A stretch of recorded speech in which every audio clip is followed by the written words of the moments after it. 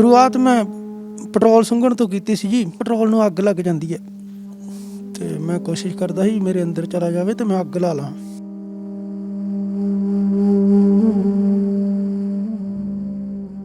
College time cigarette, ਸ਼ੀਸ਼ੀ, ਫਿਰ ਸੂਟਾ, ਫਿਰ ਸਮੈਕ, ਫਿਰ ਚਿੱਟਾ।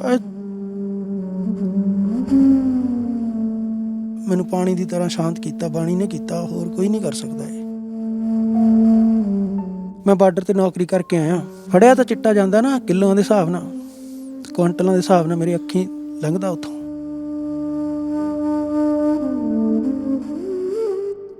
ਆਰਮੀ ਦੇ ਜਿਹੜੇ ਜਨਰਲ ਹੁੰਦੇ ਨਾ, ਉਹ ਰਿਸ਼ਵਤ ਦੇ ਕੇ ਆਉਂਦੇ ਆ ਅਰਬਾਂ ਰੁਪਏ ਦੀ। ਸਿਆਸਤਦਾਨ ਵੀ ਨਾਲ ਕਨੈਕਟਡ ਨੇ, ਪੁਲਿਸ ਵੀ। ਸਾਰੇ ਪੁਲਿਸ ਦਾ ਤਾਂ ਸਭ ਤੋਂ ਵੱਡਾ ਰੋਲ ਹੈ। ਤੁਹਾਡੀ ਕਦੇ ਚੇਨ ਮਤਲਬ ਜਿਹੜੀ ਜੁੜੀ ਸੀ ਕਦੇ ਕਿਸੇ ਸਿਆਸਤਦਾਨ ਨਾਲ? ਅਕਾਲੀ ਦਲ ਨਾਲ ਜੀ। ਕੀ ਕਰਦੇ ਸੀ ਤੁਸੀਂ, ਕੀ ਕਰਦੇ ਹੋ ਇਸ ਵਕਤ? ਮੈਂ PhD ਕਰੀ ਜਾਂਦਾ ਜੀ ਯੂਨੀਵਰਸਿਟੀ। ਪਛਤਾਵਾ ਹੋ ਰਿਹਾ? ਹਾਂਜੀ, ਬਹੁਤ ਜ਼ਿਆਦਾ। ਜਿਹੜੀਆਂ ਪਾਰਟੀਆਂ ਹੁੰਦੀਆਂ ਜ਼ਿਆਦਾਤਰ ਯੂਨੀਵਰਸਿਟੀਆਂ 'ਚ ਬਣਦੀਆਂ, ਉਹ ਸਿਆਸੀ ਪਾਰਟੀਆਂ ਬਣਾਉਂਦੀਆਂ ਆਪਦੇ ਬੰਦਿਆਂ ਨੂੰ, ਤੇ ਉਹ ਮੁੰਡੇ ਬਹੁਤ ਹੁੰਦੇ ਆ ਇਹ ਕੰਮਾਂ ਲਈ। ਇੰਡੀਆ ਦਾ ਚੀਫ ਕੋਚ ਮੇਰਾ ਪਾਰਟਨਰ ਸੀ। ਪੈਸਾ ਕਾਫੀ ਇਨਵੈਸਟ ਕੀਤਾ ਹੋਇਆ ਸੀ, 25 ਲੱਖ ਘਰੋਂ ਲੈ ਗਏ। ਚੰਗੇ ਵਿਦੇਸ਼ ਦੇ ਵੀ ਟੂਰ ਲੱਗੇ ਇੰਡੀਆ ਟੀਮ ਨਾਲ ਹੀ, ਤੇ ਪੈਸਾ ਚੰਗਾ ਸੀ। ਸ਼ਾਇਦ ਉਹ ਪੈਸੇ ਦੇ ਲਾਲਚ ਜੀ ਉਹਨਾਂ ਨੇ ਮੈਨੂੰ ਜ਼ਿਆਦਾ ਕੰਪੈਲ ਕੀਤਾ ਨਾ। ਕਿੰਨਾ ਪੈਸਾ ਤੁਸੀਂ ਗਵਾ ਲਿਆ? ਆਈਡੀਆ ਤਾਂ ਕੋਈ ਨਹੀਂ, ਪਰ ਹੋਊਗਾ ਹੀ 50-60 ਲੱਖ ਤੋਂ ਉੱਪਰ। ਤੁਸੀਂ ਕਿੰਨੀ ਉਮਰ 'ਚ ਲੈਣਾ ਸ਼ੁਰੂ ਕੀਤਾ ਨਸ਼ਾ? ਮੈਂ 17 ਸਾਲ ਦੀ ਉਮਰ 'ਚ, 2 ਸਾਲ ਹੋ ਗਏ।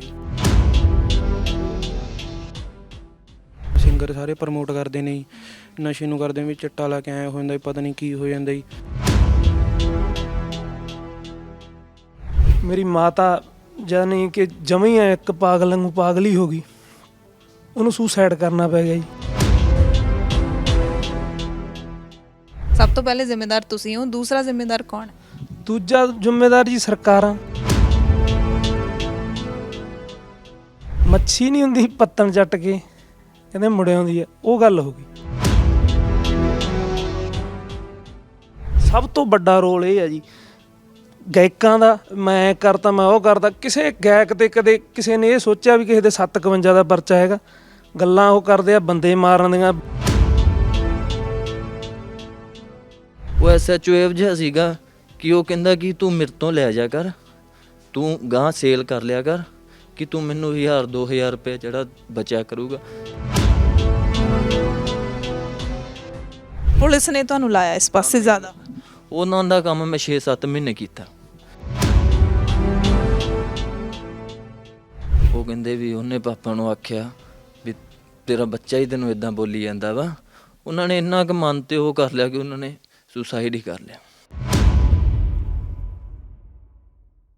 ਪੰਜਾਬ ਦੇ ਵਿੱਚ ਕੁਝ ਦਿਨਾਂ ਤੱਕ ਵੋਟਾਂ ਪੈਣ ਵਾਲੀਆਂ ਨੇ। ਮੁੱਦਿਆਂ ਦੀ ਗੱਲ ਹੋ ਰਹੀ ਹੈ ਕਿ ਮੁੱਦੇ ਪੰਜਾਬ ਦੇ ਵਿੱਚ ਕਿਹੜੇ-ਕਿਹੜੇ ਹੱਲ ਕਰਨ ਵਾਲੇ ਨੇ।